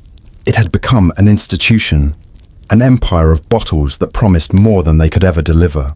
The boom was not just an economic phenomenon, it was a mirror, reflecting the human desire to believe in miracles, even when miracles came corked and labeled by the thousands. And like all mirrors, it showed both beauty and deception, both light and shadow. In the glow of gas lamps and the churn of factory wheels, a new age of medicine had arrived. Not the age of science, not yet, but the age of spectacle, where factories poured out faith as fast as glass could hold it. And for those who lived in that world, surrounded by bottles stacked high in shop windows, the line between salvation and swindle blurred until it vanished altogether. By the time the furnaces of the patent medicine factories had settled into their steady rhythm, the borders of nations had grown too small to contain their ambition. Trains carried crates to every corner of the continent, but the oceans called louder still. If a small bottle of bitters could win the trust of a weary farmer in Kansas, why not a clerk in Calcutta, a miner in Australia, or a soldier stationed in South Africa? The age of export was dawning, and with it came a new chapter in the saga of cure-alls, the transformation of bottles into empires. Ships that once hauled cotton, tobacco, and coal soon carried something more delicate, wooden crates lined with straw, heavy with glass and cork, each bottle glowing with the promise of health. On docks from Liverpool to Bombay, barrels of brandy stood beside boxes of Hostetter's bitters or Mrs. Winslow's soothing syrup. The great mercantile routes that had once brought tea and silk into Western markets were now reversing their course, laden with American elixirs and European tonics bound for the farthest reaches of empire. It was a perfect alignment of appetite and opportunity. The 19th century was the century of empires. Britain ruled territories so vast that the sun never set upon them. France stretched across Africa and Asia, and America was flexing its own reach into the Pacific and Caribbean. Wherever empire went, so too went its cargo. Guns, missionaries, trade goods, and, tucked among them, bottles of cure-all medicine. The expansion of colonial rule created both a market and a narrative. The idea that Western ingenuity, poured into glass and labelled with flowing script, was the cure for the world's ailments. One need only look at the advertisements that bloomed overseas to see the ambition. In India, posters promised that Western tonics could shield the colonial official from the fevers of the tropics. In Africa, bitters were marketed as fortifications against the miasmas of jungles and swamps. Across the Caribbean, elixirs were sold as defenders against yellow fever. Every corner of the globe became a backdrop for the same bottle, always painted as a sentinel standing between life and death. There was both truth and deceit in these promises. Some ingredients, quinine chief among them, did carry real protection against malaria, and certain bitters laced with bark from South America did provide relief. But the majority of exports were little more than the familiar blend of alcohol, sugar, and imagination, dressed in the garments of science. What mattered was not so much what the bottle contained, but the belief it conjured, and belief, as always, travelled well. The shipping manifests of the 1870s and 1880s tell the story in numbers. Hundreds of thousands of bottles leaving New York Harbor every year, bound for ports that had never before heard of the names etched on their labels. Within a few decades, brands that had begun as family ventures in American towns had become household names in foreign markets. Some elixirs became so entrenched that local populations mistook them for traditional medicine, blending them into rituals and remedies that had existed for centuries. This exportation was not just economic, it was cultural. A bottle of patent medicine was more than a product. It was a symbol of modernity, a tangible piece of the industrial world, arriving in a village or port where trains and factories had yet to appear. To sip a tonic imported from across the sea was to participate in progress itself, to swallow a fragment of the age of machines. The marketing adjusted accordingly. Overseas, the labels grew even grander. Bottles were adorned with images of ships braving storms, explorers in distant jungles, or angels descending with trumpets in hand. The language turned from promises of health to declarations of civilization. To drink was not just to be healed, it was to step forward into the future. Yet beneath the gilded imagery, the same dangers lurked. Laudanum, morphine, and alcohol did not lose their bite when carried across an ocean. Mothers in England poured the same soothing syrups into their infants as mothers in Australia. Laborers in the Congo became as entangled in the quiet web of dependence as miners in Pennsylvania. Addiction, though rarely named, was exported alongside the bottles, a silent companion trailing each shipment. Colonial officials often played a role in spreading these concoctions. Some believed genuinely in their effectiveness and ordered them in bulk for their stations. Others saw in them a convenient means of pacification, better to soothe unrest with bottles than bullets. In missionary outposts, medicine was offered alongside scripture, the cure-all becoming both a gift of healing and a tool of conversion. To accept the tonic was to accept the hand that offered it, and in this way, empire and elixir worked hand in hand. It was not only Western colonies that became targets. Trade networks carried patent medicines eastward into China and Japan, where they were met with both fascination and suspicion. In bustling treaty ports, shop windows displayed rows of imported bottles, their English labels partially translated or left mysterious, adding to the aura of foreign power.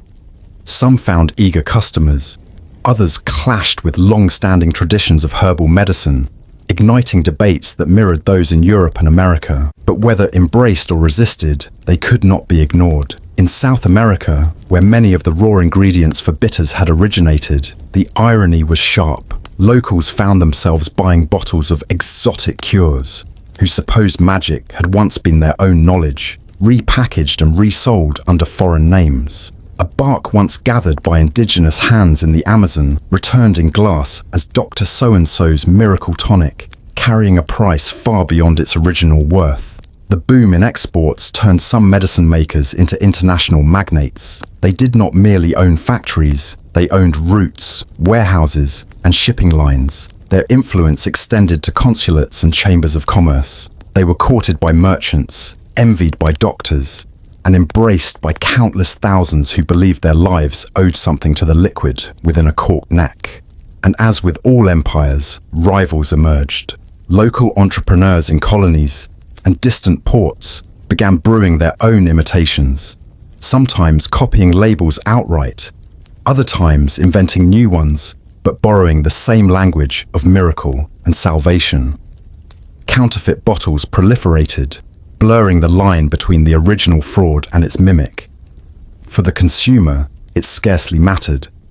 Whether imported or counterfeit, the bottle remained a symbol of possibility, and possibility was what people paid for. By the final decades of the century, the spread of patent medicines had become inseparable from the story of globalization itself. The same newspapers that carried news of wars, inventions, and discoveries also carried advertisements for the same bottles, printed in dozens of languages. A farmer in Egypt, a clerk in Dublin, and a housewife in San Francisco might all reach for the same tonic, each believing it was crafted with their needs in mind, each unaware they were part of a vast, synchronized market. But the oceans did not carry only goods. They carried questions. Doctors in London began to raise their voices about the dangers of unregulated remedies flooding the colonies. Reports trickled back of overdoses, of wasted fortunes, of communities more dependent on bottles than on food. Yet these warnings struggled against the momentum of commerce. For every critic, there were a dozen more ships setting sail with holds full of bottled promises. What began as a local phenomenon, a glowing bottle in a shop window, a salesman's pitch on a dusty road, had become an empire unto itself, spanning seas and continents. The factories of faith and fraud had learned to export not just their products, but their philosophy, that salvation could be purchased, corked, and consumed. And so the story of patent medicines spilled outward, as relentless as tide and trade. Wherever the sea carried ships, the bottles followed, rolling out across the world like glass ambassadors of belief. For those who bought them, it was not merely about healing. It was about joining a vast, invisible community of the hopeful, stretching from the back alleys of London to the riverbanks of Shanghai. The empire in a bottle was more than a trick of commerce. It was a mirror held up to humanity itself, reflecting the endless willingness to believe that somewhere, in glass and liquid, a cure awaited. And like all empires, it left behind not only stories of triumph but shadows of dependence and disillusion. carried across oceans and whispered into the histories of countless lives. The empire of bottles seemed unshakable. Ships carried them across seas, trains hauled them across continents, and advertisements painted them into the very architecture of cities.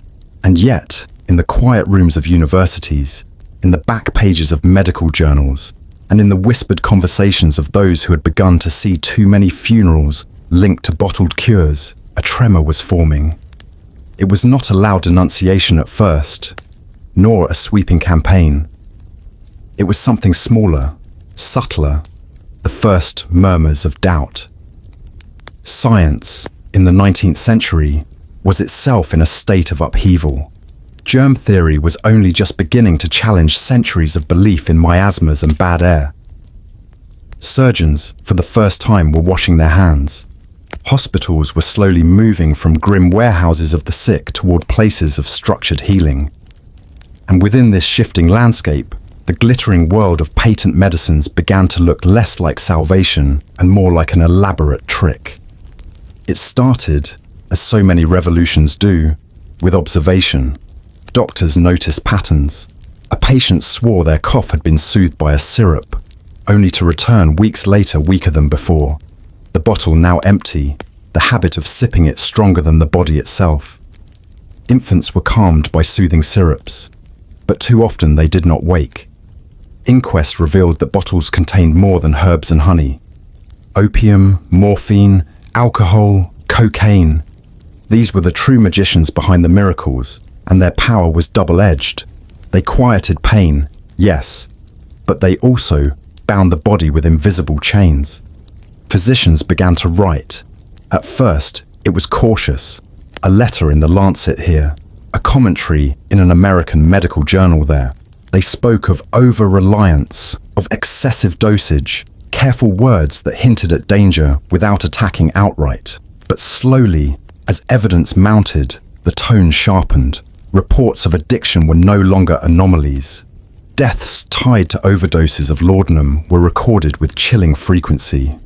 Entire communities seemed to be dulled by dependence, their nights spent not in prayer or conversation, but in the glassy haze of narcotic sleep.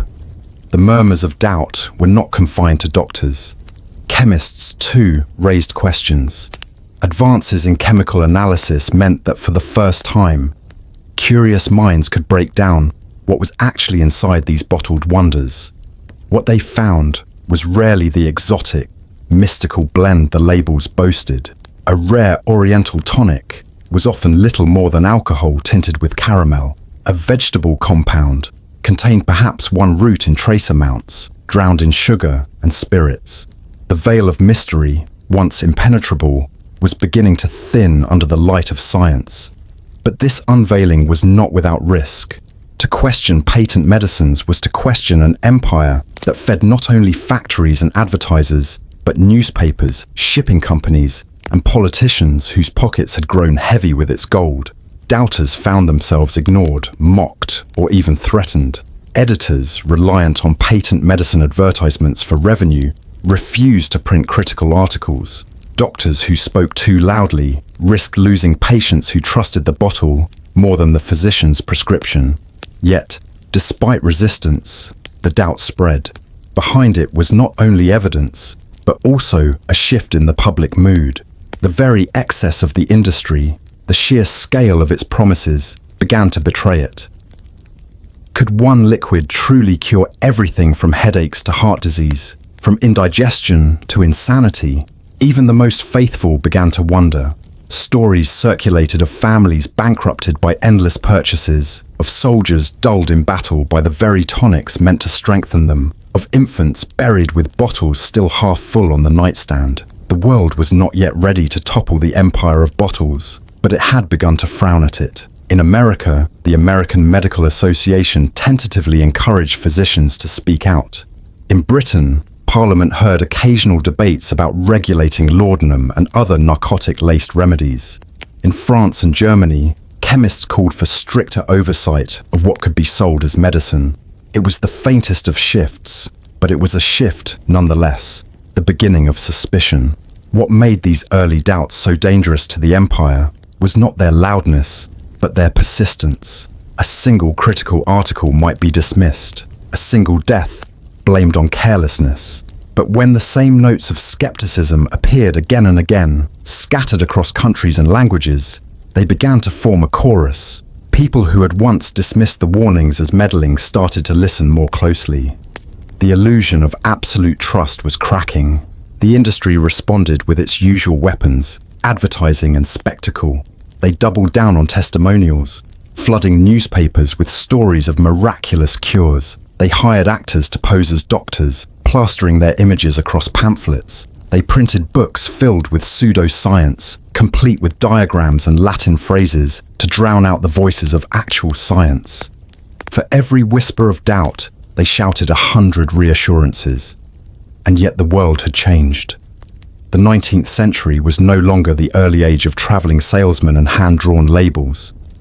It was the century of laboratories, microscopes, and public health. People who once believed without question were beginning to ask for proof. The empire of bottles could still enchant, but it no longer reigned unchallenged.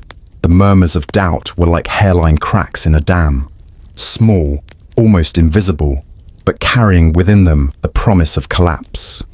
For the moment, the waters still held. Ships still sailed with their cargoes of miracles. Factories still thundered with production, and advertisements still painted the walls of cities. But beneath the surface, something had shifted irrevocably. Science was learning to raise its eyebrow, and in that skeptical glance lay the future, the slow, uneven, but unstoppable march toward regulation, reform, and the eventual reckoning that awaited the world of bitters, elixirs, and cure-alls. The empire had grown vast, had crossed oceans, had embedded itself into daily life. But now, for the first time, it faced an adversary it could not so easily drown in ink or silence with spectacle. The cold, persistent voice of evidence. And as the century edged toward its close, that voice grew louder, moving from murmurs to questions, from questions to demands. The empire of bottles was still strong, but the age of unshakable faith was beginning to wane. The empire of bottled miracles could not stretch forever without resistance. For decades, patent medicines had floated untouchable above the reach of scrutiny, defended by grand words, glittering labels, and the invisible shield of hope. Yet the very success of the trade, its ability to insinuate itself into nearly every parlor, pharmacy, and pocket across the Atlantic world, planted the seeds of its undoing. A society soaked in bitters and elixirs, dosing infants with opiates and drenching invalids in alcohol-laced restoratives, eventually began to choke on its own cure.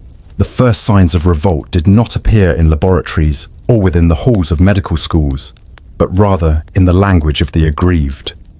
Ordinary families, those who had once clutched bottles as if they were life preservers, found themselves entangled in grief when these bottled assurances turned sour. A mother might testify to an infant silenced forever after repeated spoonfuls of soothing syrup.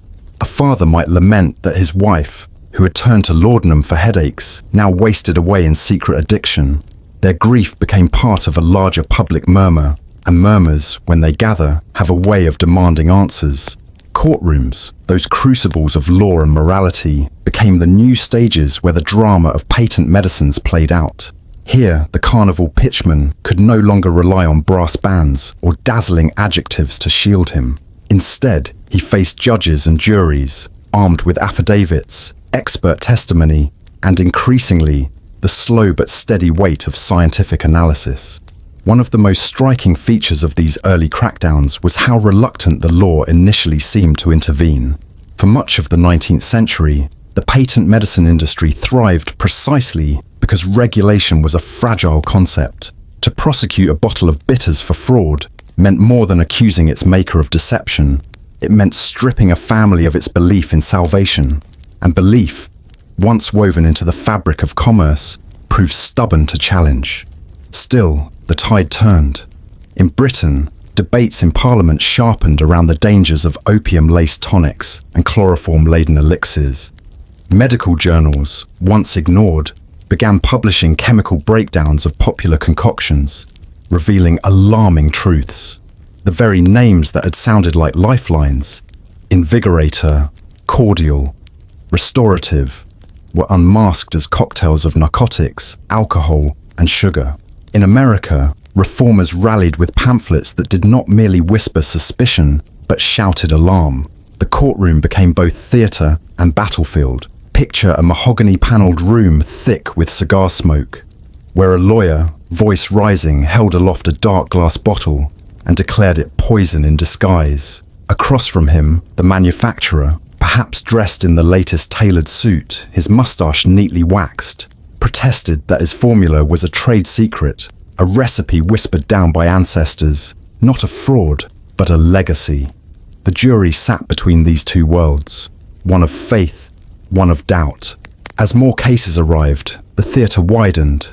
Newspapers, ever hungry for sensation, splashed the trials across their pages. The public, which once consumed only the advertisements of patent medicines, now consumed their scandals as well. A bottle that had promised to heal livers now stood accused of destroying them. A syrup praised for soothing infants was denounced as a chemical assassin. Governments, pushed by outrage, began to sharpen their claws. Licensing boards formed, at first weak and uncertain, then gradually emboldened. Taxes were levied, regulations drafted, labels demanded.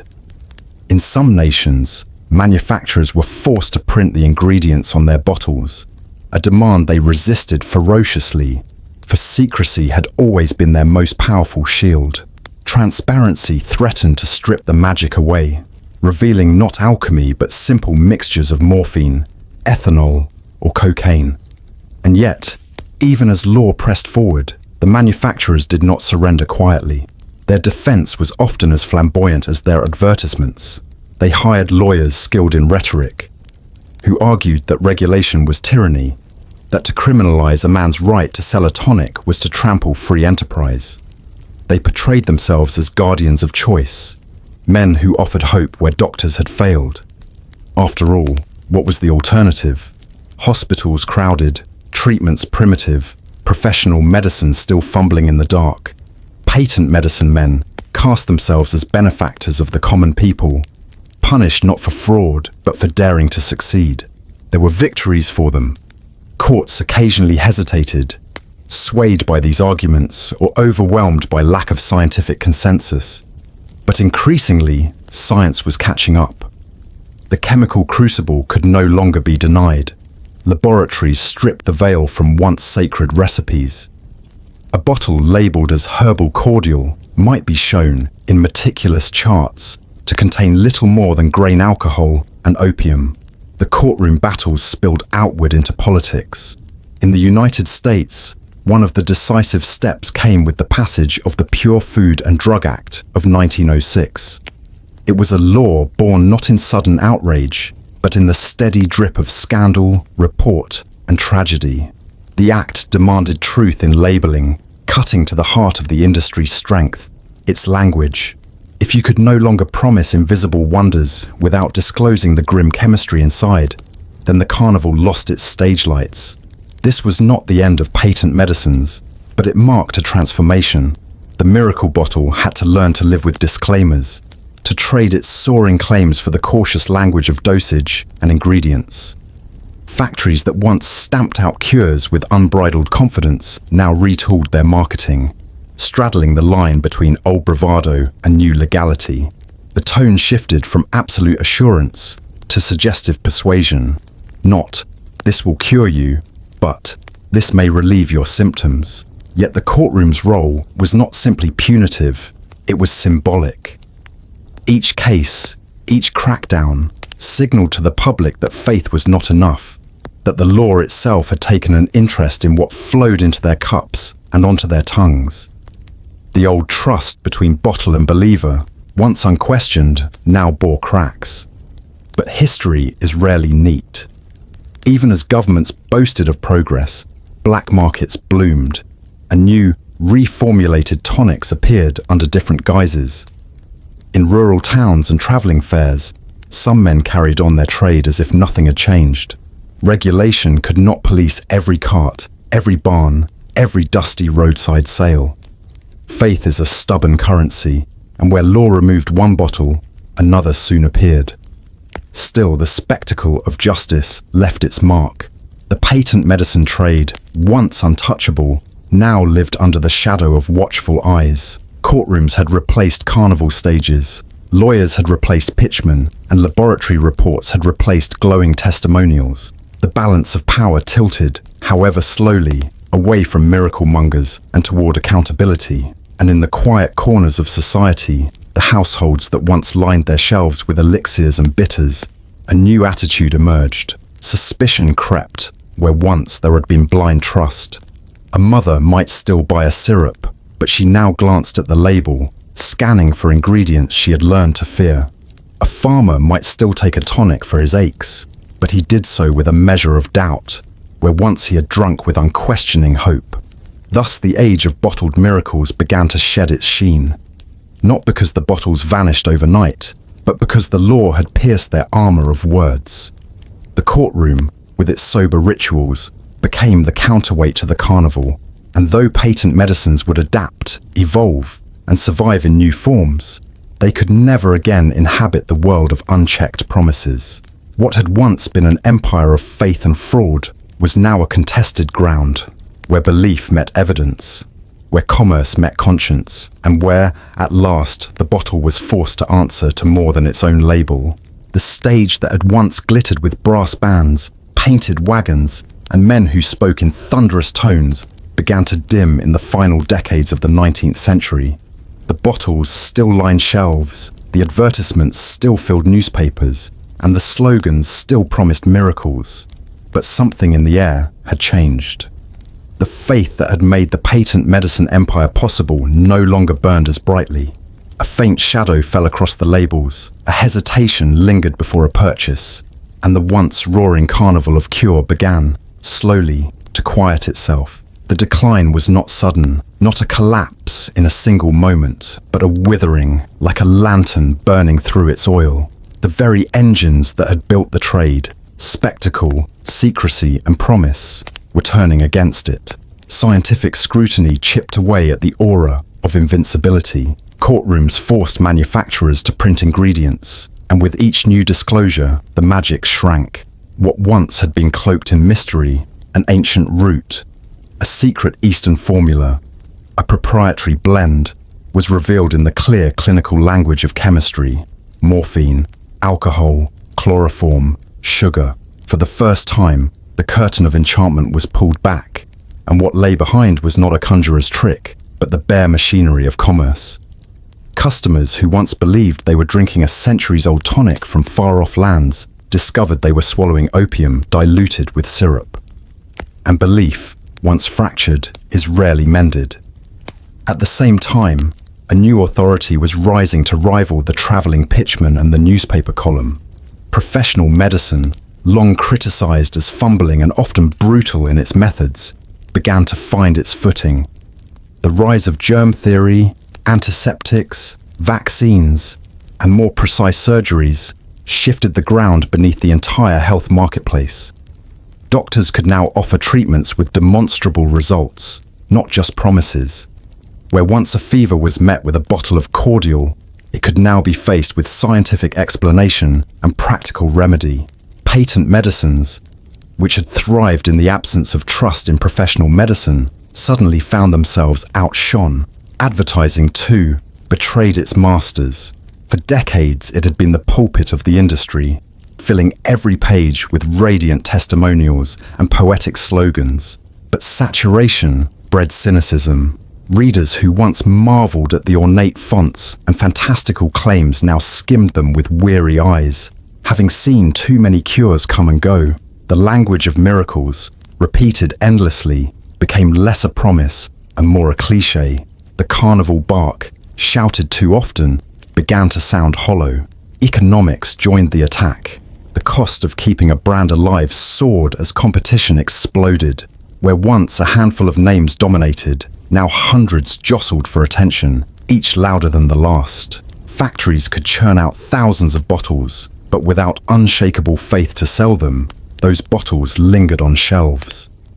The bubble of miracle cures, like any speculation built on hope, could not expand forever.